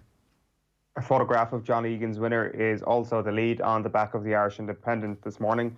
The main story, though, is about Stephen Kenny. Kenny ready for Euros pressure. New Irish boss admits major tournament on home soil is too special to miss out on. Meanwhile, Harrington relieved and disappointed at Ryder Cup postponement. You've got a story on the inside then about Stephen Cluxton. 18 years after winning first senior medal, he still provides the X factor. Leinster look within to replace exiting stars, and also, finally, new deal for Pogba would end United's interest in Grealish. I don't think it will, but anyway, the examiner for you here. 1 year wait, but Adair now gains a centenary Ryder Cup, so it's going to be the 100th anniversary of the first Ryder Cup when eventually the Ryder Cup gets to Adair Manor. Home Euro is too special to miss out on, says Kenny. And Leinster hopeful James Lowe will be available for Munster clash. And then a very interesting story here, which kind of feeds into what we're going to be talking about after 9 o'clock with Andy McEntee. GAA facing a pandemic of injuries, predicts McGurn. So this is Mike McGurn, who is, essentially a legend in terms of strength and conditioning, someone who's been involved at the highest level of strength and conditioning in rugby and GAA for the best part of 2.5 decades at this point. And he's very, very worried about the training that GAA players are going to end up going through in advance of the club championships and then the championships as well. If it's happening in the Bundesliga and the Premier League with all the expertise they have, what's it going to be like in the GAA? There's going to be a pandemic of injuries, hamstrings and groins. Another thing that we haven't spoken about is when you train, you don't get the same hormonal and adrenal response that you get in a match. If you're not getting a certain level of progressive training in games to use competitive preparation for matches, all sorts of things can happen. So hopefully these warnings will actually help feed into a better programme in the coming days and weeks. And we'll talk with Andy McEntee after 9 about that. The Times this morning has a photograph of the West Indies Black Power salute as Test cricket resumed yesterday. The main story is Jose Mourinho slamming the FA, calling them clueless. 4-match ban for Eric Dyer has angered the Tottenham manager. No Ryder Cup until next year, writes Rick Broadbent and Rebecca Myers on the gymnastics story in Britain. Parents reveal toxic coaching. That is the Times this morning. Okay, I've got the Irish Times for you. It's Stephen Kenny again there. Kenny undaunted as bold new era beckons for Ireland. Home-based manager can offer FAI some stability. That's the comment piece from Emmett Malone. Fighting Irish Leprechaun needs its ass kicked. Dave Hannigan talking about the Notre Dame mascot. And Ryder Cup postponement moves Adair Manor into limelight. And then there's match previews and reports from last night's games as well. The back of the Irish Daily Star this morning reads headline, "Say it ain't slow." This is Stephen Kenny saying he can't contemplate not making the European Championships. Blades are wild about Egan. A photograph of John Egan there in the back of the Star celebrating his winner against Wolves. You've got the scoreline from Brighton 1, Liverpool 3 as well. It's right call, says Padraig, and sweet FA, that is Jose Mourinho, saying the FA don't know much, and that 4-game ban handed down to Eric Dyer is too harsh. The Irish Daily Mirror for you then is Jose, FA do not have a clue.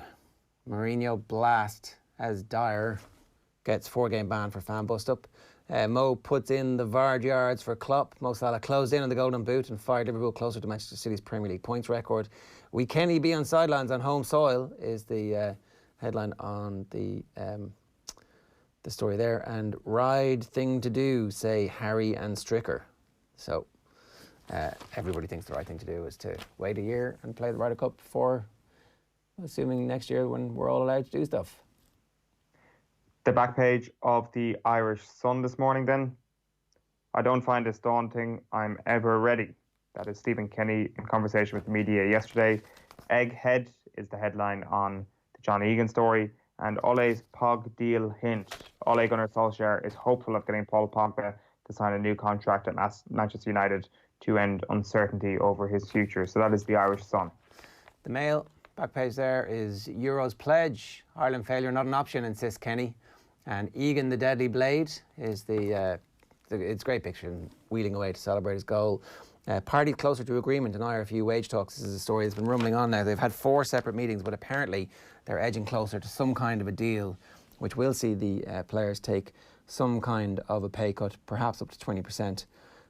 But no deal is done just yet.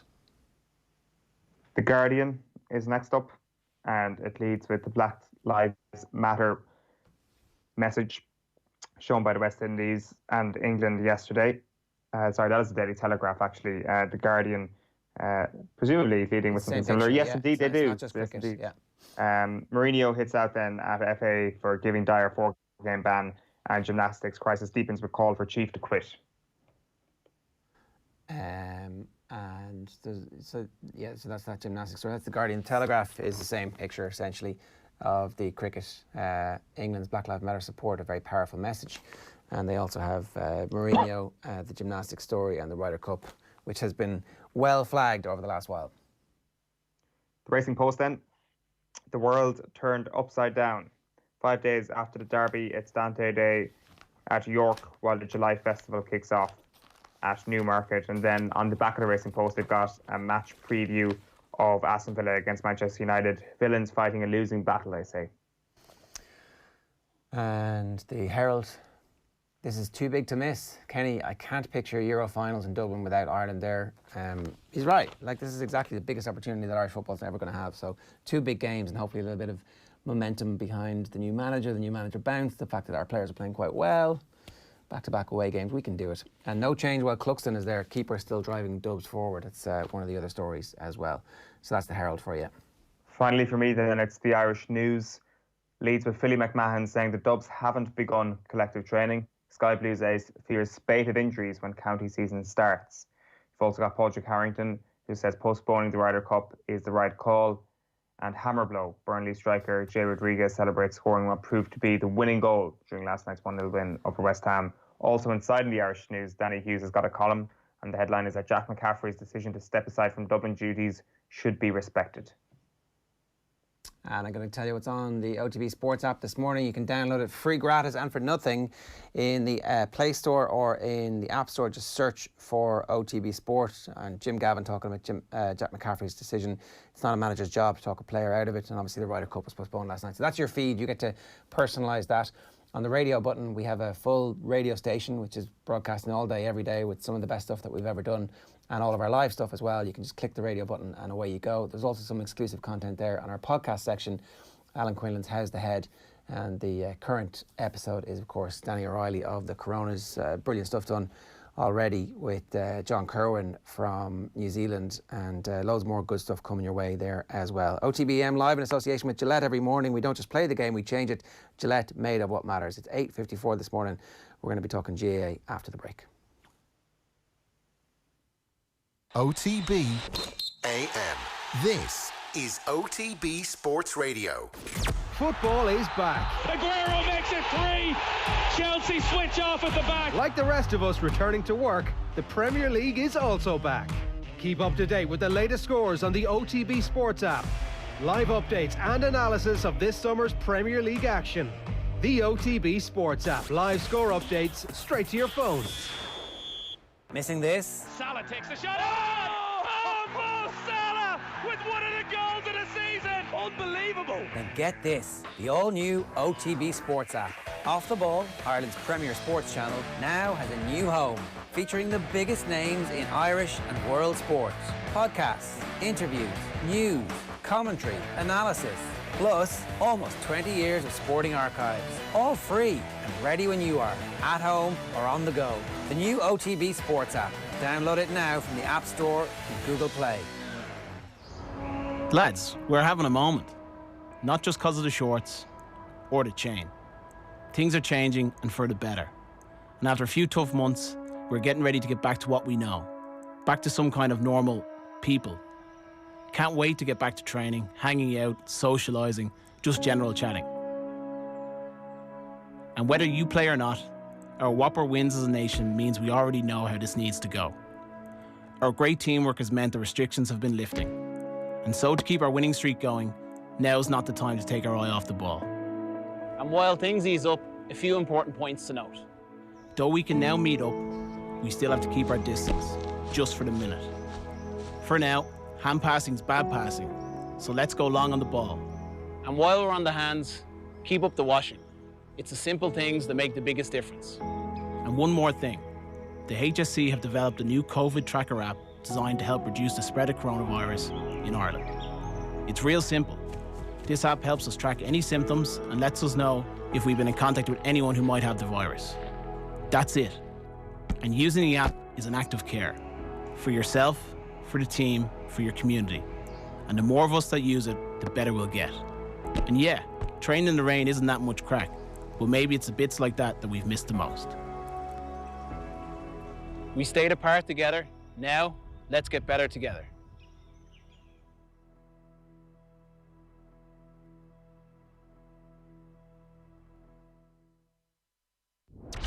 OTB AM. With Gillette, we don't just play the game, we change it. Gillette, made of what matters.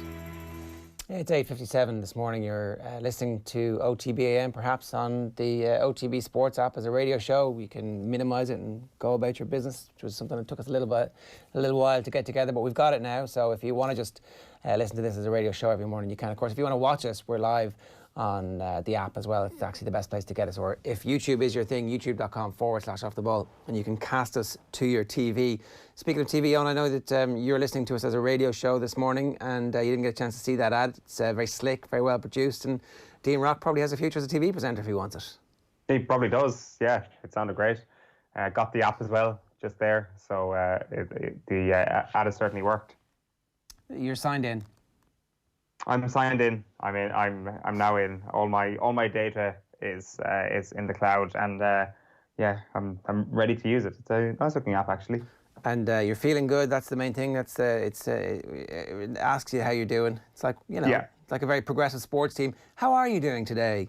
Rate yourself here and see. You're like, oh, you're not feeling great. Maybe we shouldn't work you too hard this morning.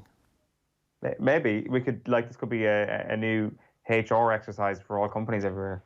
Your kind of mood check-in, on a completely separate level. Like you could just kind of check in to say that you're kind of feeling a bit grumpy today, and basically tell all your employees to avoid,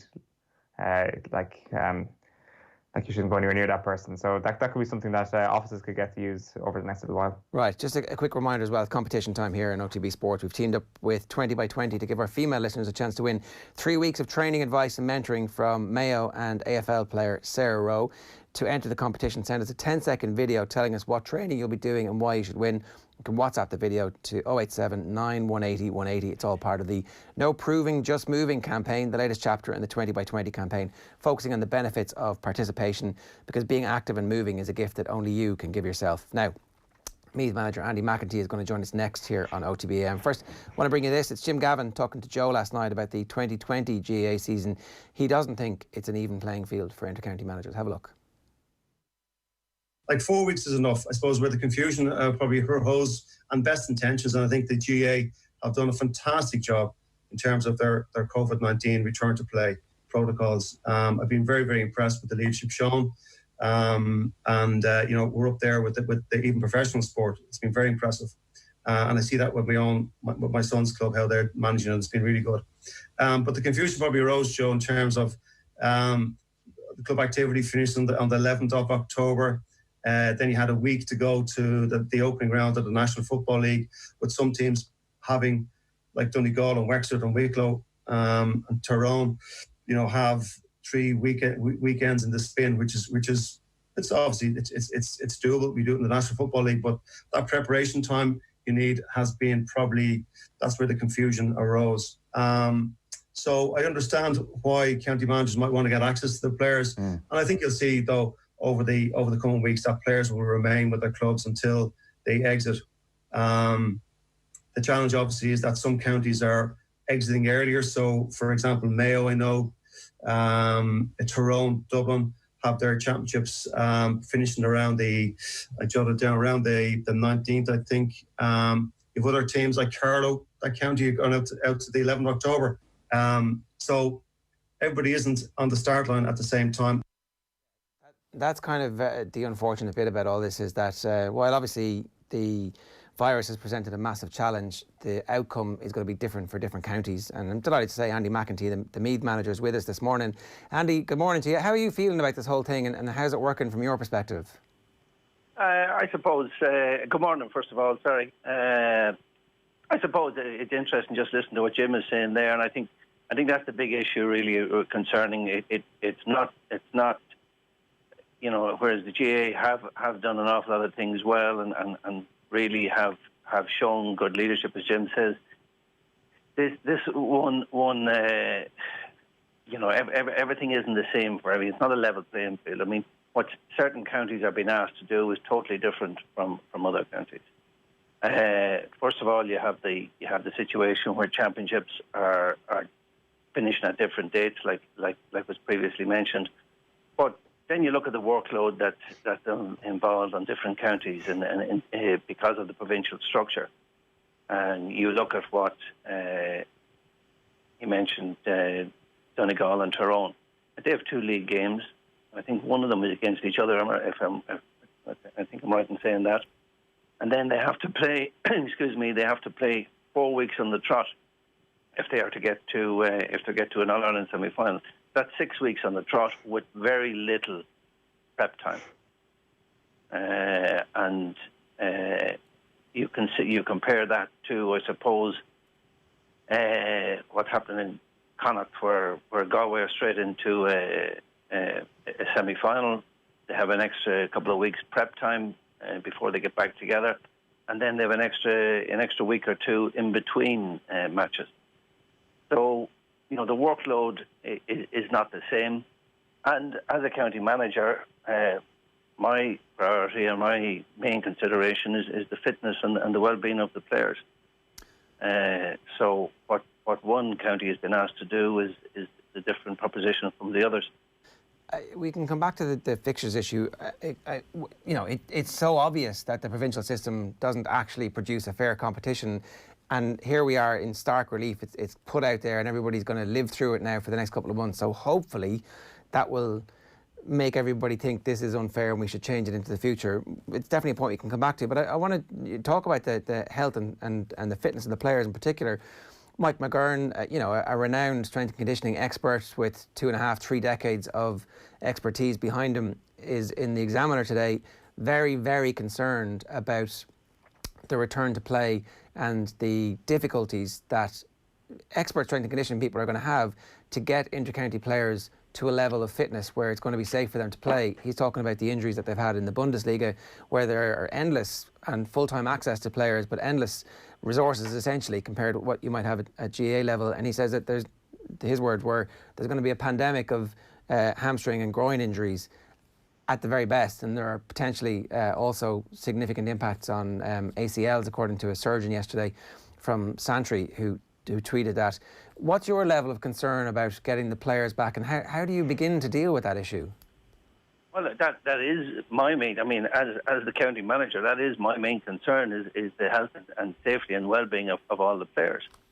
And I see exactly where he's coming from. I mean, as you say, the Bundesliga, the Premiership, go back as far as the NFL lockout in 2011, where there was almost a pandemic of Achilles tendon ruptures after a 2 or 3 month lockout.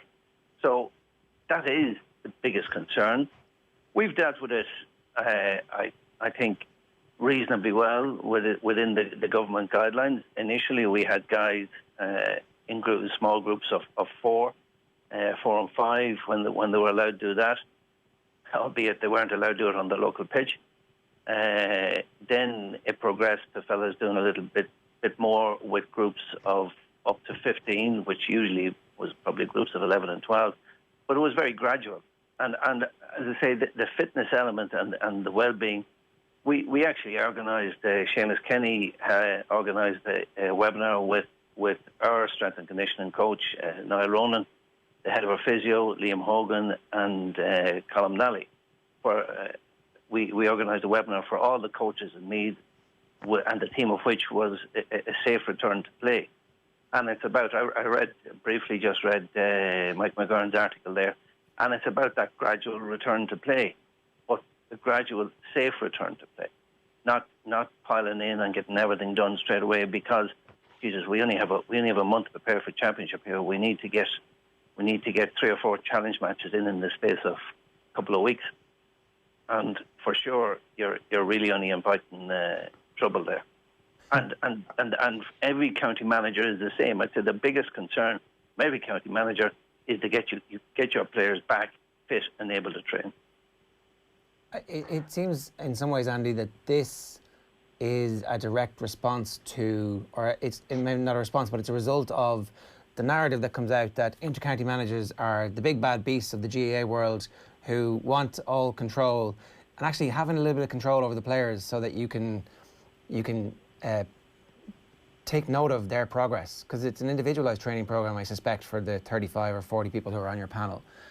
When you send them back to clubs, there are club managers who have their own concerns and they want to get their lads out there and they want to make sure that the county lads are training harder than everybody else because they're the county lads and they're supposed to set the standards. And suddenly there is this concern that the information isn't necessarily as easily passed on as it might have been.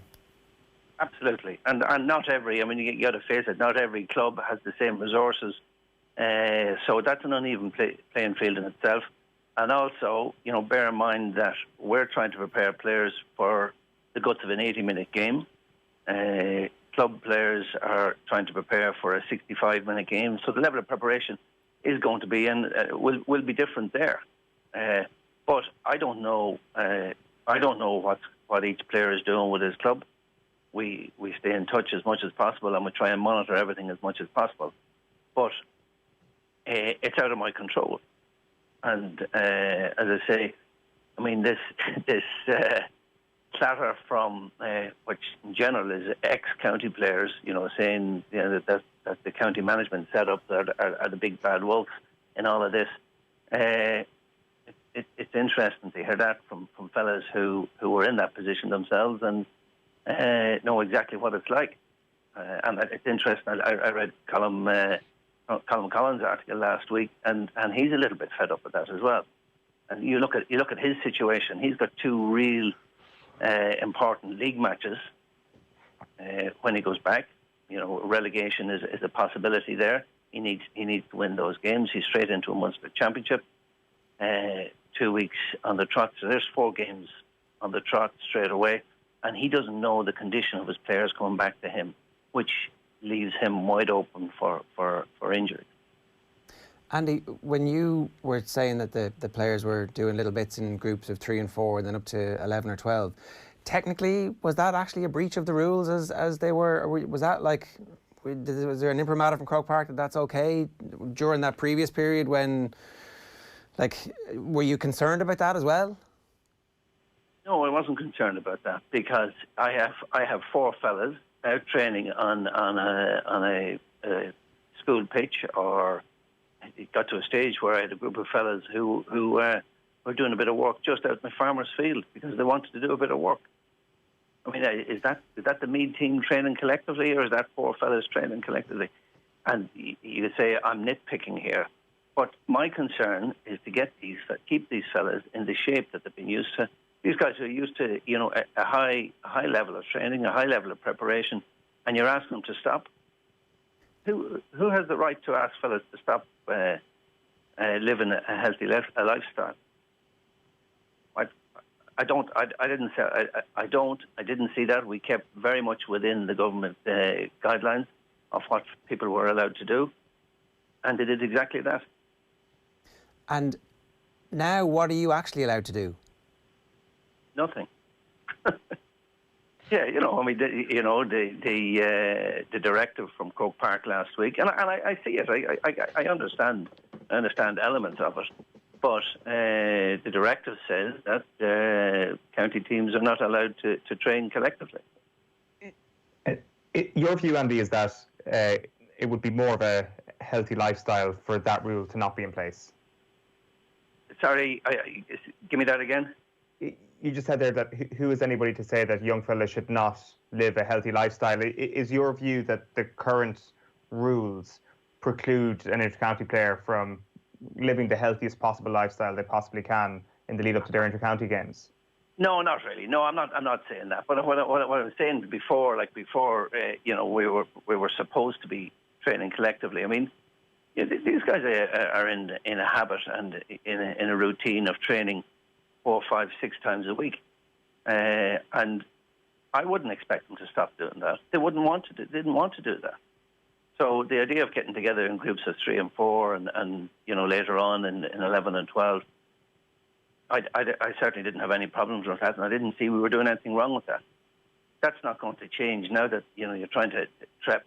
I mean, they're going to be with their clubs. They're going to be doing a certain amount of work, but the level of work that's done within each club is different because of numbers, because of resources, financial resources, pitch resources, gym resources. So, I mean, everything is going to be a little bit different, and you're just not sure what you're getting back. When the two of you mentioned the big bad beast, you mentioned Colin Collins there and his quotes about inter-county managers. Do you get that sense directly within your own county that the inter-county setup is seen as the big bad beast, that the inter-county manager is seen as the villain in all of this? Yeah, to a certain extent. I think to a certain extent we are seeing a little bit of that. But, I mean, the clubs of Meath, I mean, I had a kind of a plan for the guys getting a little bit of work done prior to going back to their clubs, which still would have left them, 4 weeks training with their clubs. But the plan we had was just to make sure lads were fit enough to be able to train. And at times it's hard to get that message across. And we did our best to get that message across. As I say, with that webinar, we had our medical, sports science and coaching guys given a very good pathway for everybody, clubs all over me, to go back in a safe return to play was the name of the webinar. So, I mean, that was very much in our mind, foremost in our mind, that we wanted guys fit enough to be able to play and not to break down, which there's a distinct possibility when you see teams rushing back into organised challenge matches, 2 and 3 challenge matches in the space of maybe 2 weeks for guys who haven't played a game in 10 months. Yeah, we've seen a row break out in Wexford over one of the hurlers who has a hairline fracture in his foot. Somebody from the club said it happened while it was on county duty, and the county came out and said, no, it was while he was with the club. And all of a sudden we have this, and that's the first of them, but you can be damn sure that it won't be the last of the injuries that happens, where this is just something that we're going to have to live with. And I suppose that must be the thing that keeps you awake at the moment, is like, who am I actually going to have, and what state are they going to be in when they come back to me? Was there any way around that? Was there a way to maintain a bit more contact that didn't prevent the players from playing challenges or doing training? Like, what would the correct solution here have been, I suppose, Andy, if you could draw up an ideal template? Well, I mean, we had an idea to draw up a template where we got back and we did 2 to 3 weeks training collectively, and then released players back to their club. when we know they're at a certain level of fitness, and will certainly be able to deal with the workload that they've been asked to do with the club. And then you obviously you try and educate as much people. And Mike McGurn's article today was kind of suggesting that. I mean, there's unfortunately, for one reason or another, there's a lot of guys in charges of teams all over the country who don't have the expertise required in a situation like this. Do you not? Go on, yeah. Sorry, Andy. Do you not think the idea of the intercounty having the players and releasing them back to the clubs is sort of the opposite way it should be? That perhaps the clubs should release the players to the county. Well, why would you say that? Give me your reasoning behind that.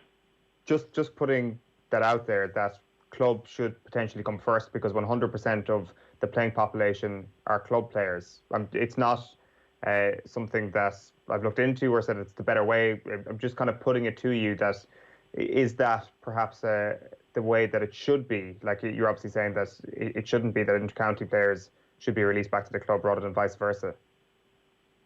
Well, I'm not so sure. I mean, you're asking guys to prepare for a different level of intensity, a different level of a game for a longer period. So, I mean, your preparation has to be different.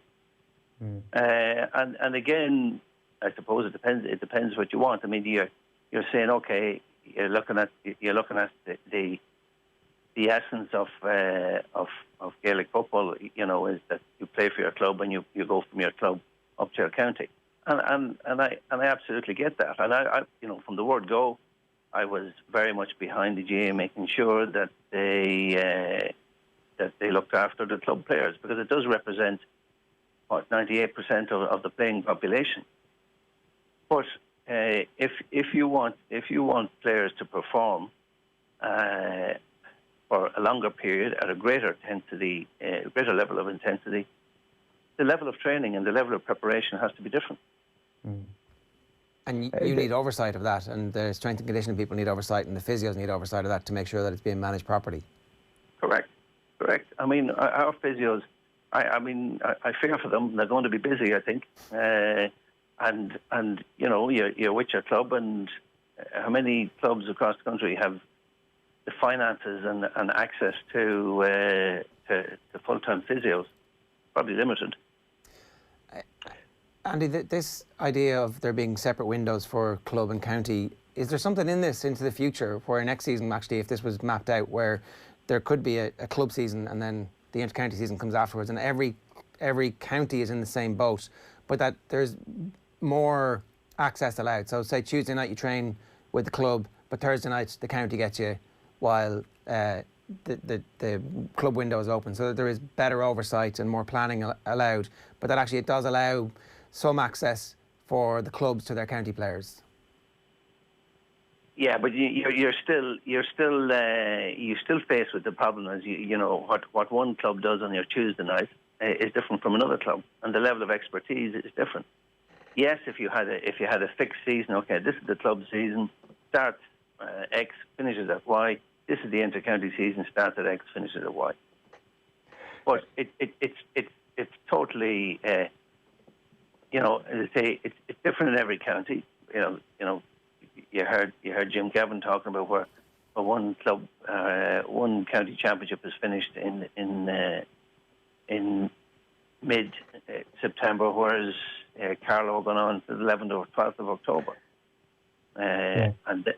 So things have to be, there needs to be a fixed. If you're going to do it that way, you need to have a fixed playing. Each team needs to be playing the same amount of games from an inter-county perspective. There needs to be uniform demands on each team. And that's one of the reasons why we kind of wanted to get you on today as well, Andy, is that you look at the Meath county finals in both codes, they're quite late. How tempting was it for you as an inter-county manager to really put the foot down and say, we want to go like the Wexford hurling final and have it very, very early, or at least have it before September 14th? Because it looks like if you have your county final after September 14th, it is going to be a disadvantage to you. Yeah, it is. I wasn't tempted. The Meath County Board, we have a very good relationship. They are fair. I think they've always tried to be fair with the clubs, as well as us as a county team. But it is disappointing because every week in this regard is important to us. So we're finished. The county final date is on the 4th of October. And we're out a couple of weeks later. So, 4th of October to, I think, I look at Dublin and a lot of other counties that Jim mentioned. They're on the 19th or 20th of September. So there's a 2-week head start to begin with. So that is a bit disappointing. But was I tempted to argue with that? No, I wasn't really. I think we'll just suck it up and get on with it. Do you think some counties are going to be tempted to collectively train, irrespective of the fact that there will now actually be some sanctions, apparently, if a club secretary reports on their own county? Yes, I do. Do I blame them? No, I don't. Even I have a look at the Meath Championship. By the end of August, 3/4 of the teams will be out of the championship. And you're not allowed to train. And we're not allowed to train. I mean, that's the bit that kind of gets me, and I say that's the bit that gets everybody. That just doesn't make sense. And this one-size-fits-all approach. Nobody's allowed to train until the 14th of September or 15th of September, whatever it is. Just doesn't make sense to me. I'm not too sure how much thought was put into that. I'm sure they can revisit that. I mean, in fairness to them, they've always said, look, this is a rolling situation and we reserve the right to change our mind. And obviously there was a massive U-turn after Michael Duignan came out and said this is nonsense. They U-turned in the space of a week. Will they U-turn again and say when players go out and they have nothing to do, that they're then allowed to train for their inter-county, or that the sanctions will be far less at that point if a club goes out? Would that be some... Yeah. You'd like to think so. And I think they have shown, in all fairness to them, I think they have shown the ability to kind of roll with the punches and see how this is going and change. Now, it'd be interesting to see. I mean, I don't think if clubs are out of the championship and not involved, I don't think you're going to get too many clubs reporting them to the GA. No. That wouldn't go down so well at the next dinner dance, would it?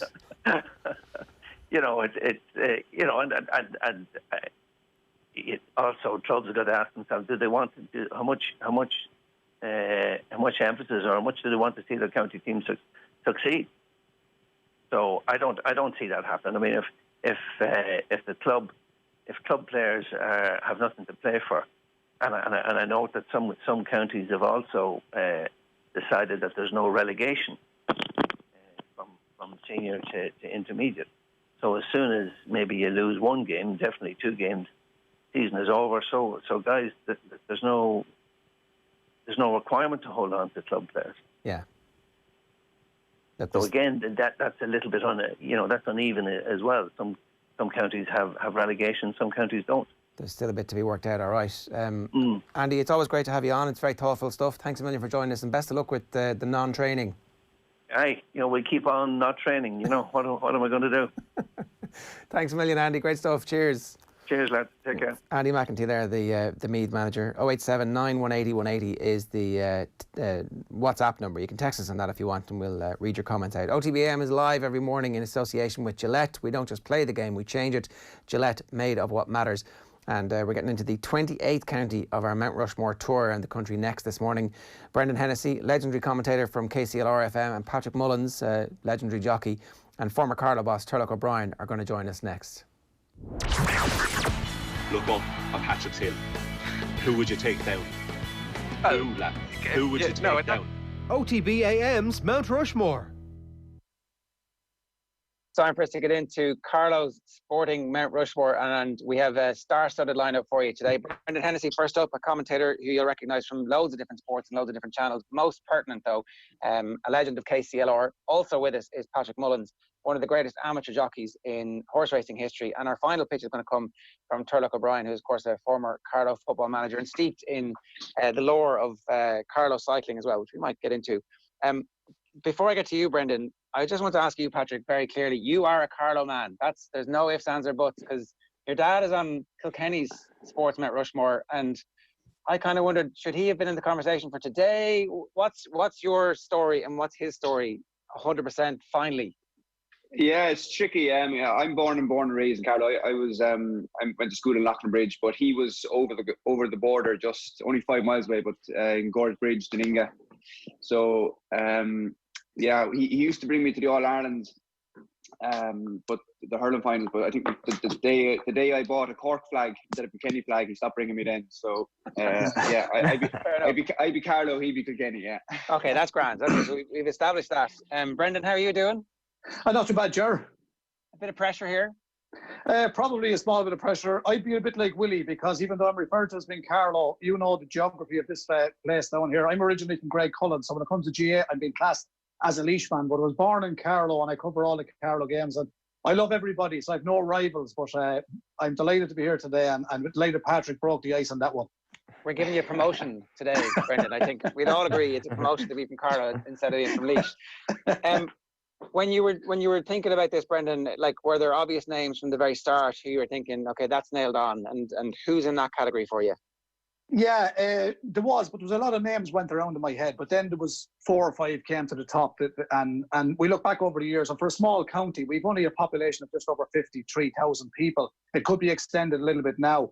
And in relation to the geography of the town area of Carlow, the area I mentioned, Greg Cullen, like, there's 11,000 people over there, but I think 9,000 come under the Laois Offaly constituency, even though their town would be Carlow, so they don't come in under it to play GAA, you're playing in elsewhere. But yeah, there's automatic people that would have come into my mind, and then I cast back to all the years that I've been following sport to think who would be the great Carlow people. And, you know, we always seem to think, like the rest of your counties, GA will always come out first, and people start thinking GA because we're Irish. But in relation to Carlow, Turlough knows this as well.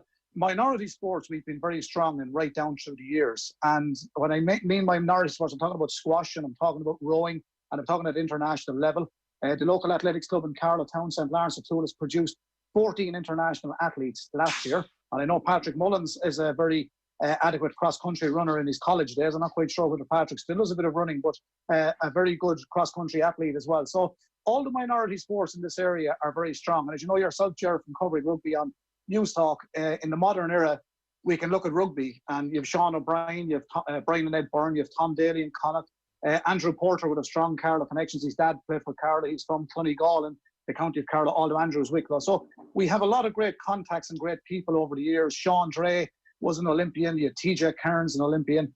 But the man who jumped out for me after thinking about everything is a man who's done it all since more or less 2008, 2009, would be Sheahan O'Brien. He would be really the Carlow legend of the moment, with all the great things he has done since his introduction to underage Ireland teams, to the Leinster Academy, to when he made his debut for Ireland in 2009, and what he has done since on the field of play, British and Irish lines, Ireland caps, what he scored, what he's been through, Heineken Cups, Pro 14s.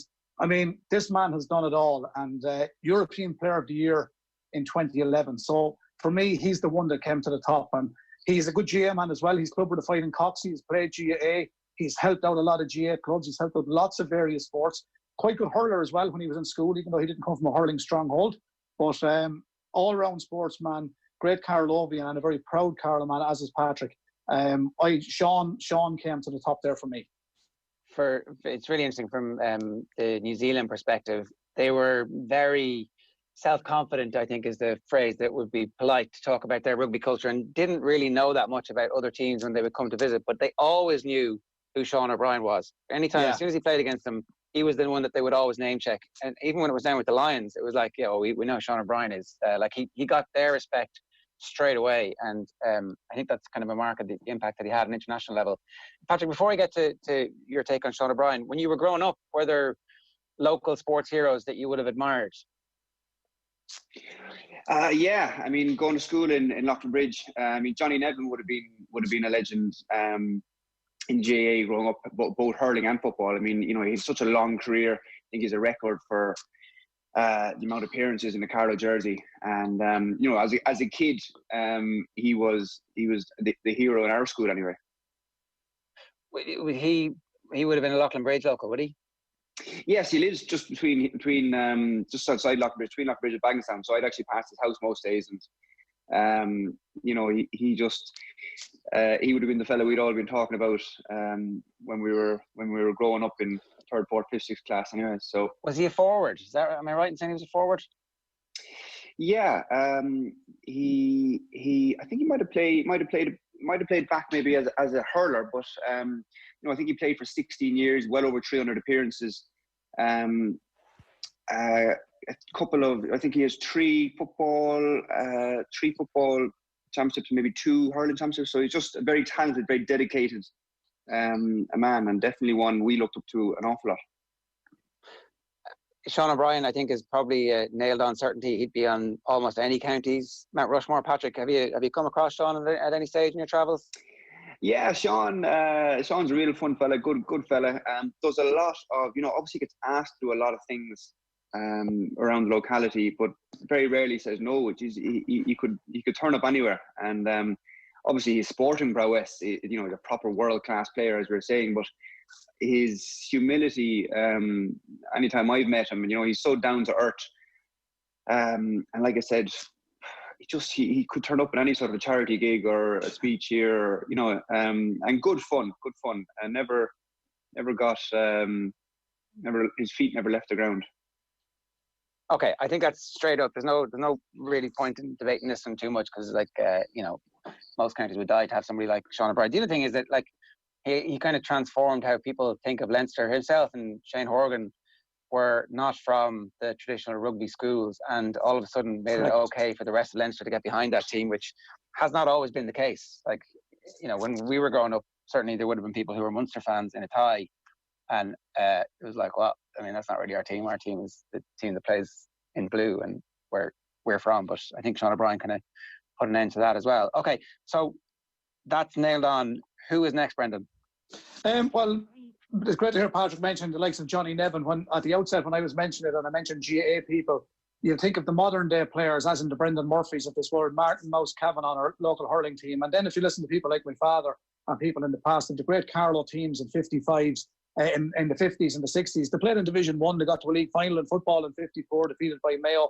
And you think of GAA people, but I did mention minority sports, and currently Marcus Lawler would be outstanding in athletics, Molly Scott would be outstanding. I mentioned 14 athletes in St. Lawrence O'Toole's, not forgetting Tinryland of a great athletics club as well. But just going back down through it, Marcus has had a few great years, and he was the fastest man in Ireland there for quite a while. But just looking back over the record, and a man that was the same vintage as myself, the first time I came across him was in the 1983 county final in Carlow when Rathvilly won their first senior title, was a man called TJ Kearns. Now, he didn't play in the county final that day, but he went on to have a fantastic career in athletics.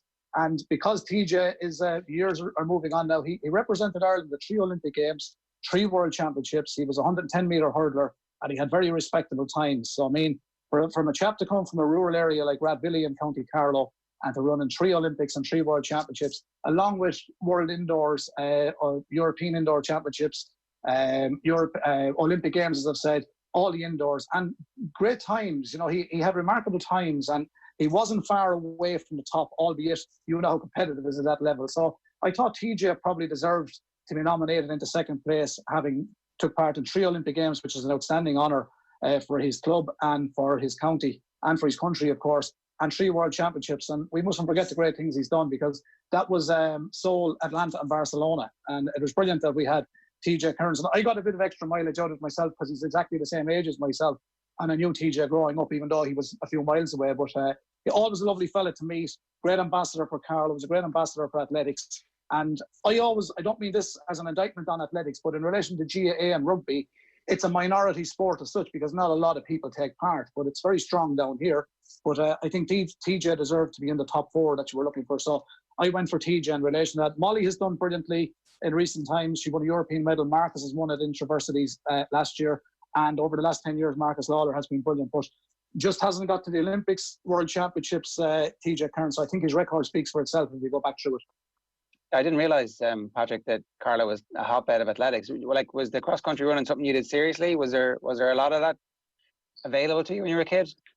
Yeah, I did a lot of the community games. John Curran used to train me there at St. Nazarians up in O'Loughlin.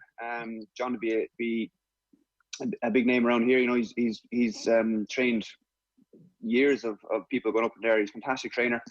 I was never. I got a silver medal in the community games. That was about the height of it, but it's just something that I still run quite a lot now with my weight. But it's a great sport to get into. Marianne O'Sullivan would be a very good runner here at the moment. Marcus is someone I would have followed a bit. You know, he's obviously got some fantastic times there in over 100 and 200, and I think he probably would have qualified for the Olympics. He's inside the top 56 in the world anyway. I think he's 39 in the world, but if they were going to go ahead as normal, obviously his mother Patricia Ammon was another fantastic sprinter. I think she just missed out qualifying for the Olympics by, I think, the width of a cigarette paper. But and he also has a very good uncle there, I think, who won a few championships with Air Og as well. So he's a great sporting pedigree. But what TJ Kearns did in getting the 3 Olympics, that is probably what Marcus will be.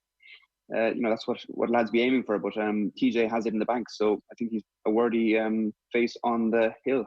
Okay, so we've got Sheahan O'Brien and we've got TJ Kearns so far. Brendan, who are you going for next?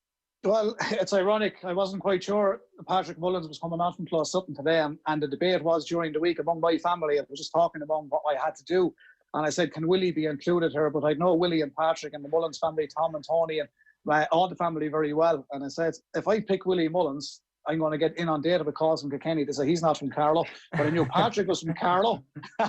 And I know that about the calibre of Patrick and the great things Patrick Mullins has done, breaking Ted Walsh's record, the great record that he had. And I went down through all the great people in sport in Carlow. And Tommy Tracy has been a terrific jockey, winning the Hennessy Gold Cup, second in the.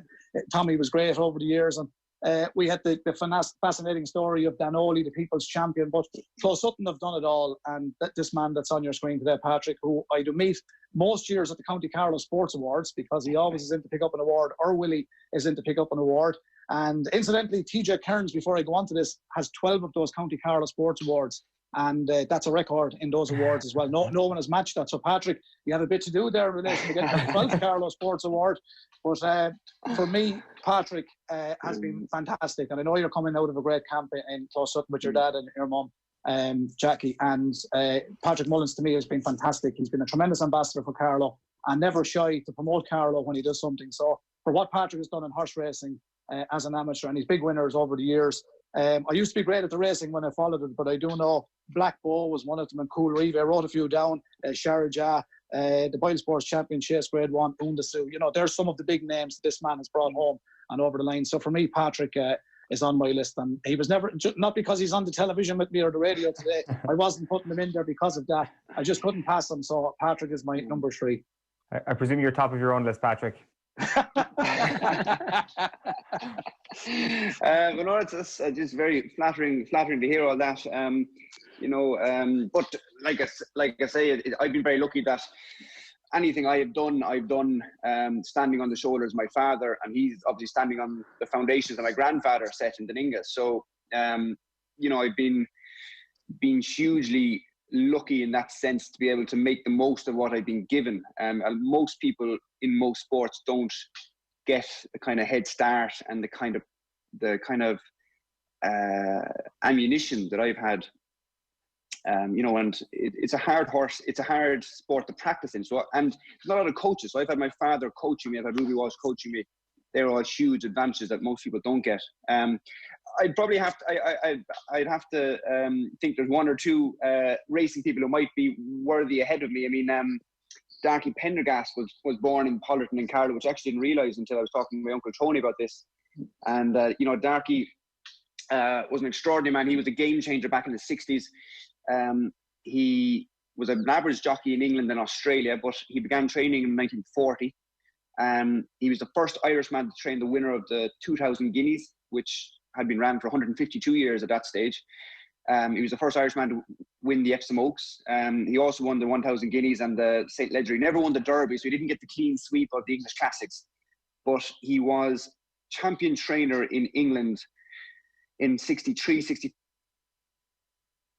and 65, is, like I said, game-changing. I mean, Egan does it now quite regularly, but Egan's horses fly out of Ballydoyle the morning of a race in England and fly home that night. I think in the 60s it was probably a bit harder to travel horses over. So to do that was absolutely extraordinary. He had 6 Irish championships. He had 17 Irish classics. He was so good. The English actually banned him from running horses in England in the early 50s because he brought a horse over that ran twice, ran average over, I think, 5 furlongs and 6 furlongs. He brought it to Ascot, had a gamble on it over a mile, and it got beaten a neck. But the English authorities decided that they would suspend him from making entries in Britain for the rest of the season, which is extraordinary. And the Irish Turf Club didn't reciprocate. It was the first time that was ever happened. And the next year they ended up banning Vincent O'Brien from having runners in England. So I think they were probably getting a bit jealous that it was the first time that Irish trainers were starting to come over and win their good races. But what Darky did in the 60s was absolutely, visionary. He was a pioneer. So I think he probably deserves to be on it ahead of myself anyway. Was he training in Carlow as well? No, he trained in the Curragh, but he was born in Pollerton in Carlow. He was born here, so I think that's how we're judging the eligibility. His Wikipedia says he moved to a Thai when he was very young, so I'm claiming it for Kildare retrospectively here. Yeah. Well, see, my research didn't go to Wikipedia. I wouldn't trust that. Good journalists don't use that, I think. That might be fair enough. Right, well, let's leave that one. Let's leave that one hanging, okay? Because the 3rd and 4th spots can tend to be a bit of a melting pot here. We're going to bring in Turlough O'Brien one second, but Brendan, who are you going to go to next before we bring in Turlough? Well, there was a lot of thinking on the next one, and I just went back over things what certain people had done, and it would be remiss of me to probably leave out GAA, because even though Carlow is not winning all football all Ireland, Turlough guided the lads through a great 6 years, and there was some great, tremendous results. And then we went back to the 80s, and there was a very respectable football team in Carlow. The hurlers have always been doing quite well, holding their own in recent times. Christy Rings, Joe McDonough's played in Division 1, rattled a few teams, barely beaten by Galway in the championship last year. They've been doing great work, and I just went back over it, and you can go back down the years and you hear the great names of the people that played fair. Willie Walsh, we've Mark Mullins from Erin's Own and Bagenalstown, who went on to play with Napirsig in Cork and captain Cork in 1995. He was an outstanding hurler. Patrick has mentioned Johnny Nevin. Johnny was probably one of the best dual stars in the country. His record speaks for itself. But when I went back through all the people and looked through it, there was one man came to the top of my list. It was Paddy Quirk from Michael, both hurling and football as a dual star. Won Railway Cup medals. He's a plethora of county medals here in Carlow and hurling. Not so many in football, but he was part and parcel of a great Navan team. They've had a great record, and he was highly respected right throughout the country in relation to GAA. And a lot of people have done great things in GAA and Carlow, as Patrick has mentioned when he singled out Johnny. There's several more like that, but there's nobody can equal the record of Paddy Quirk as far as I would be concerned. So Paddy Quirk would be right up there with the best of them. If he was living in Kilkenny, he would have been on the Kilkenny team. He's living in Kerry, he'd be on the Kerry football team. He lived in Carlow, he stuck by Carlow. And one great thing I do know about Paddy, while there's rivalry with clubs and counties, when Éire Óg made progress in the 80s and got to 5 Leinster finals and 2 All-Ireland football finals, a bus left Carlow town to go to Croke Park for their first All-Ireland final back in 1993. And Paddy Quirk arrived to travel on that bus with people from Carlow town, from his village in Michael, wearing an Éire Óg jersey. There's not too many fellas from other clubs would do something like that. So that would just show you the calibre of the man that he was. But he won lots of awards. And well, I mentioned TJ won 12 of the County Carlow Sports Awards, and it was a record. Paddy Quirk is equal with him on 12 awards as well. So he's on the team of the millennium. He was selected on any Carlow team that was picked for special recognition over the years. And he's been a great ambassador for Carlow in that sense. So for me, Paddy Quirk would be right up there. Okay, so we've got Paddy Quirk and Johnny Nevin, our recommendations from the two of you from GAA perspective. You had a soccer player as well, I think, Patrick, is that right? Corey Gammon, do you want to talk a bit about him? Yeah, we're talking about obviously minority sports, and obviously, racing is quite a niche sport. GAA is only takes place in Ireland. Even rugby is only a handful of countries. So I think anything that is achieved in soccer, football, because of its worldwide appeal and the amount of pool of players, I think has to be given huge credit. So Park, lived just up towards Ballinabranda there, and he's been a pro since 2006. So 14 years playing professional soccer shows a huge amount of talent, dedication, and discipline. He's always been talented. He was on minor teams, I think, hurling and football for Carlow. For a fella from here to have scored, to be joint top scorer in the FA Cup last year with Gabriel Jesus, that's huge. To score in 8 consecutive FA Cup matches against the likes of Leicester, Man City, Tottenham.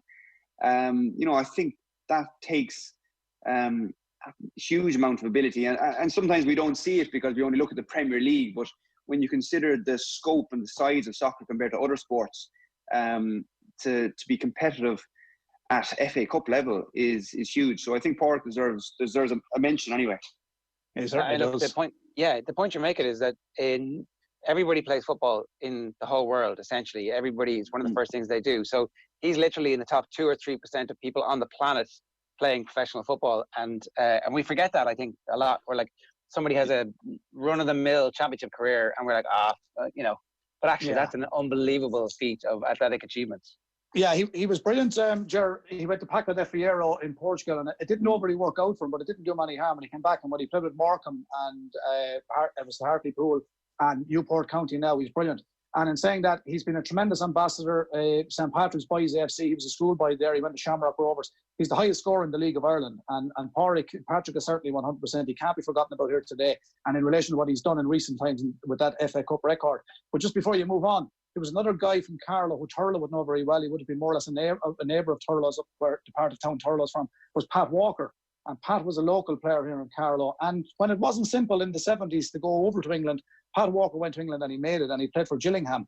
And Pat Walker captained the Republic of Ireland under-21 team, the players of the calibre of Kevin Sheedy was on. And he really got no recognition for it at the time. It was a small bit unfair. So there was a guy from Carlow, a professional soccer player, played at the top and captained the Irish under-21s. For a young fella from Carlow to do that was a major achievement. And he's a coach in Sweden at the moment. And just for the record, his son, Kevin Walker, won Sweden's Got Talent 2 years ago, but he's also a professional soccer player, Kevin Walker. So that's a big Carlow connection as well, and a proud Carlovian as well.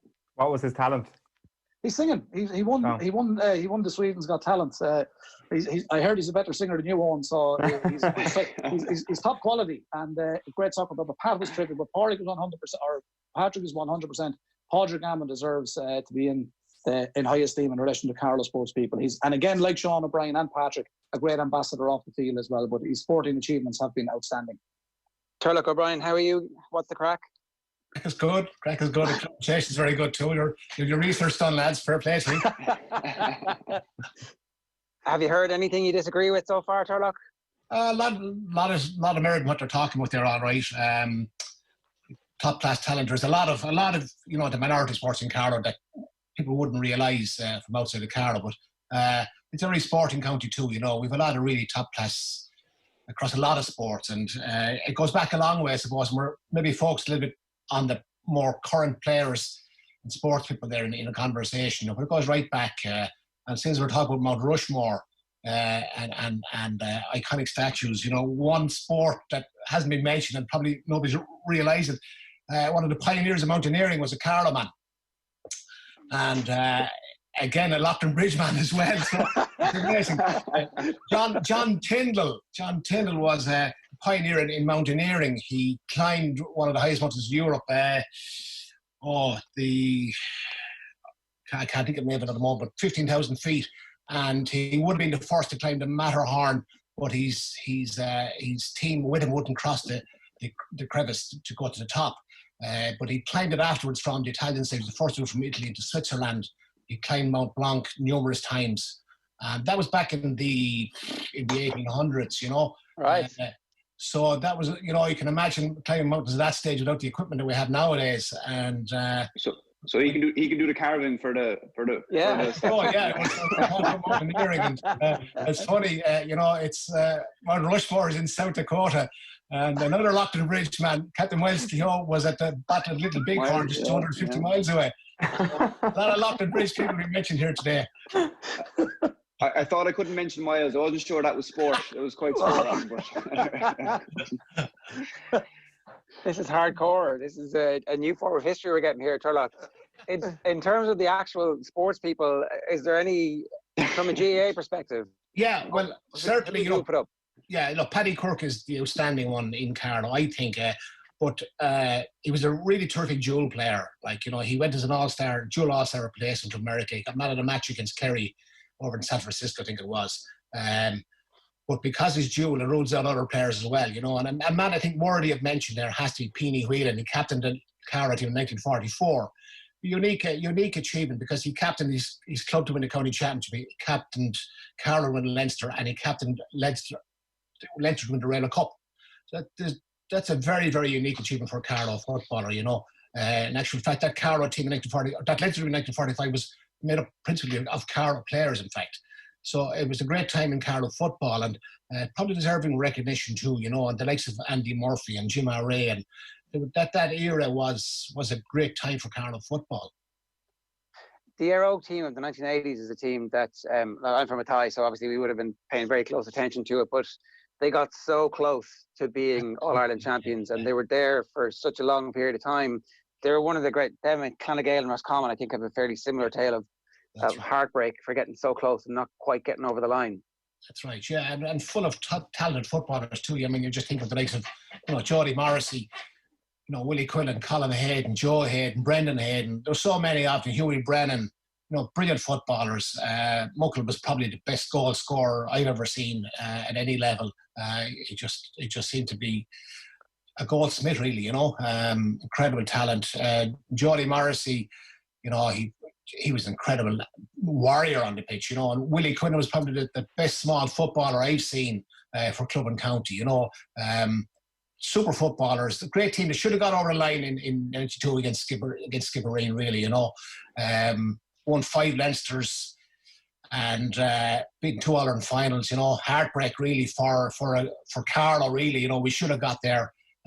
Certainly in 92, we thought we were hard done by in Croke Park in the drawn game and went to Limerick for the replay, and again, a lot more controversy about this little goal down there, so, but those guys were as good as what was in the country at that time, and would hold her on in any club team, any county team, I would say, in the country.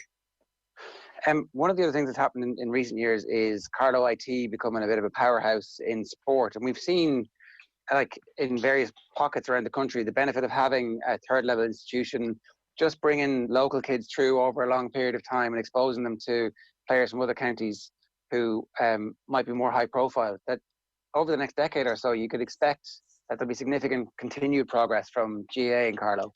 Yeah, I would hope so, because obviously the hurlers have done really, really well. We're very unlucky, and the footballers there, there's two Carlows in the Sigerson team there, Josh Moore and Conor Doyle, and the facilities that have down there are fantastic.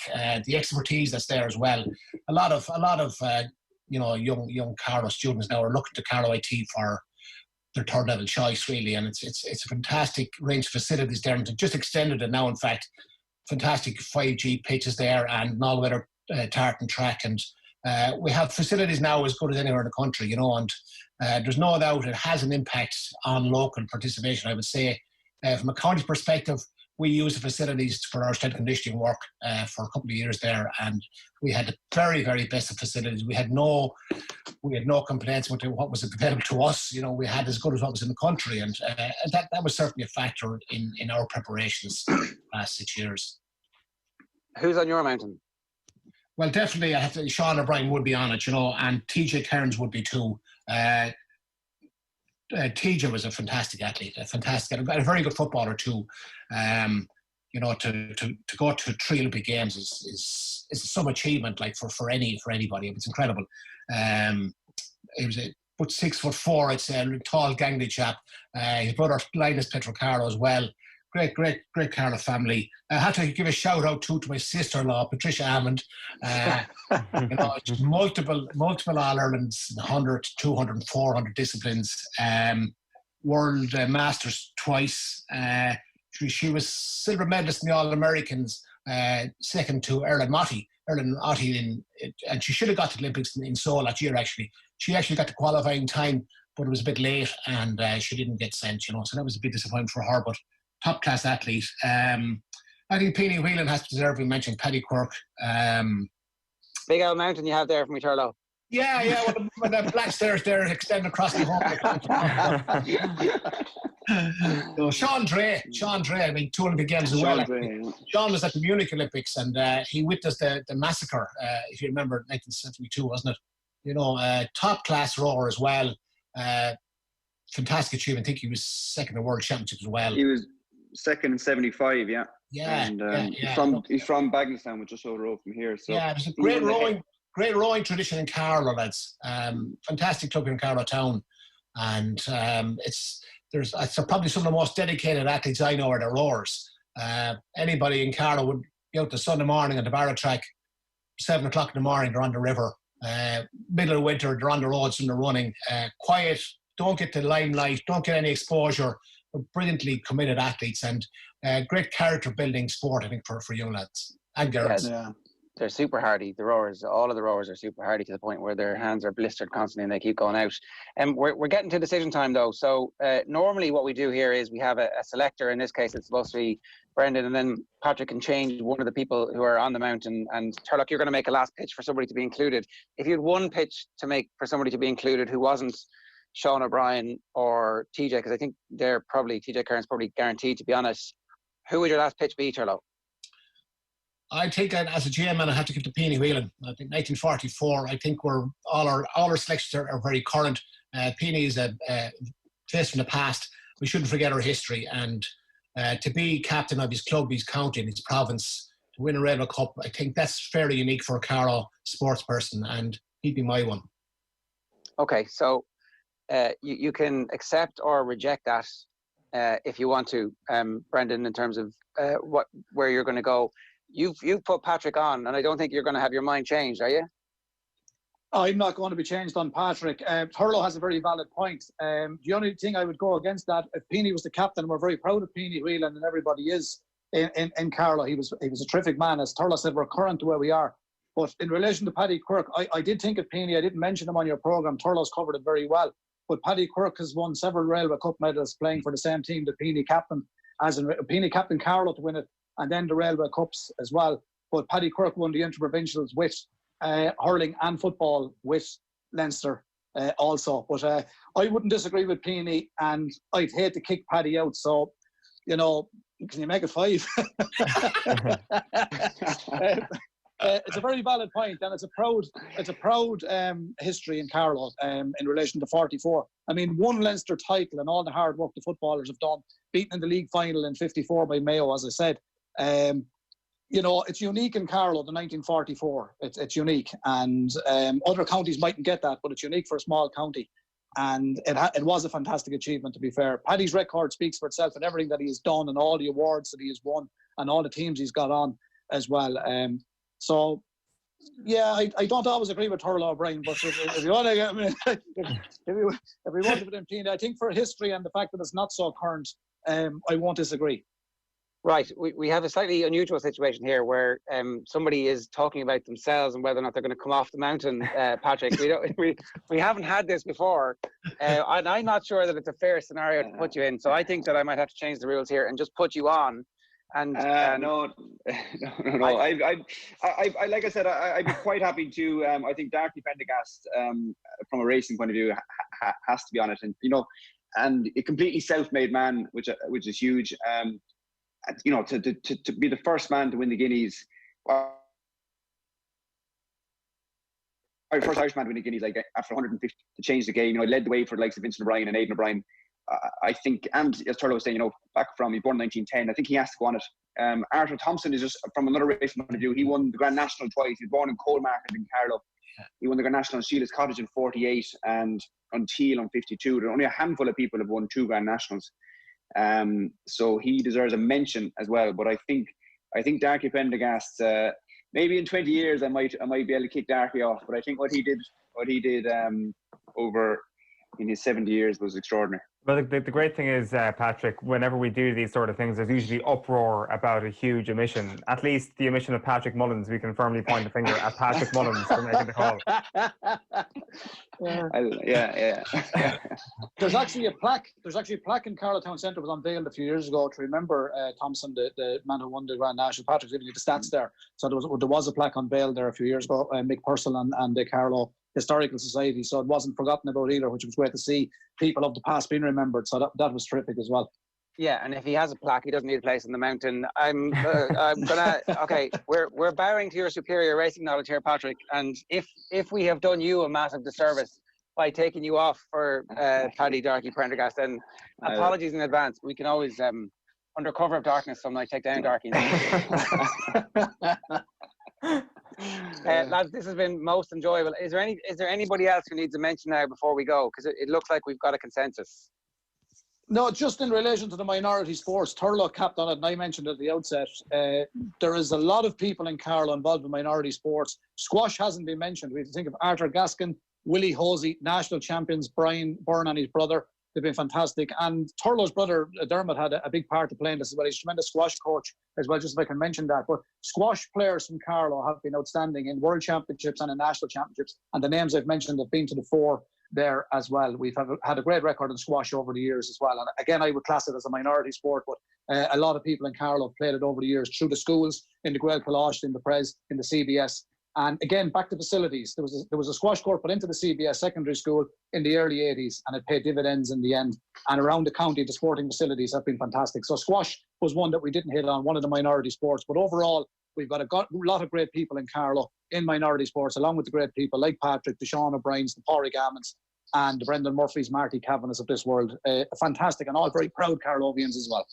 It's like genuinely world-class talent coming out of a tiny county like Carlow is very impressive, because there's a lot of counties we've been doing this and we've been kind of scratching around for people, but to not have somebody of Patrick Mullins' talent on the mount at this stage, I think suggests that there's a lot of sporting talent in that county. So our final choice is Sean O'Brien, TJ Cairns, Darky Prendergast and Paddy Quirk. Is that it?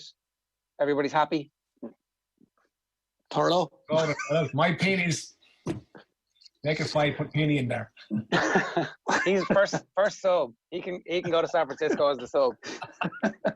Lads, it's been great having you with us today to wrap up Carlow's Mt Rushmore. My thanks to Brendan Hennessy, to Patrick Mullins and to Turlough O'Brien. That is Carlow's Mt Rushmore.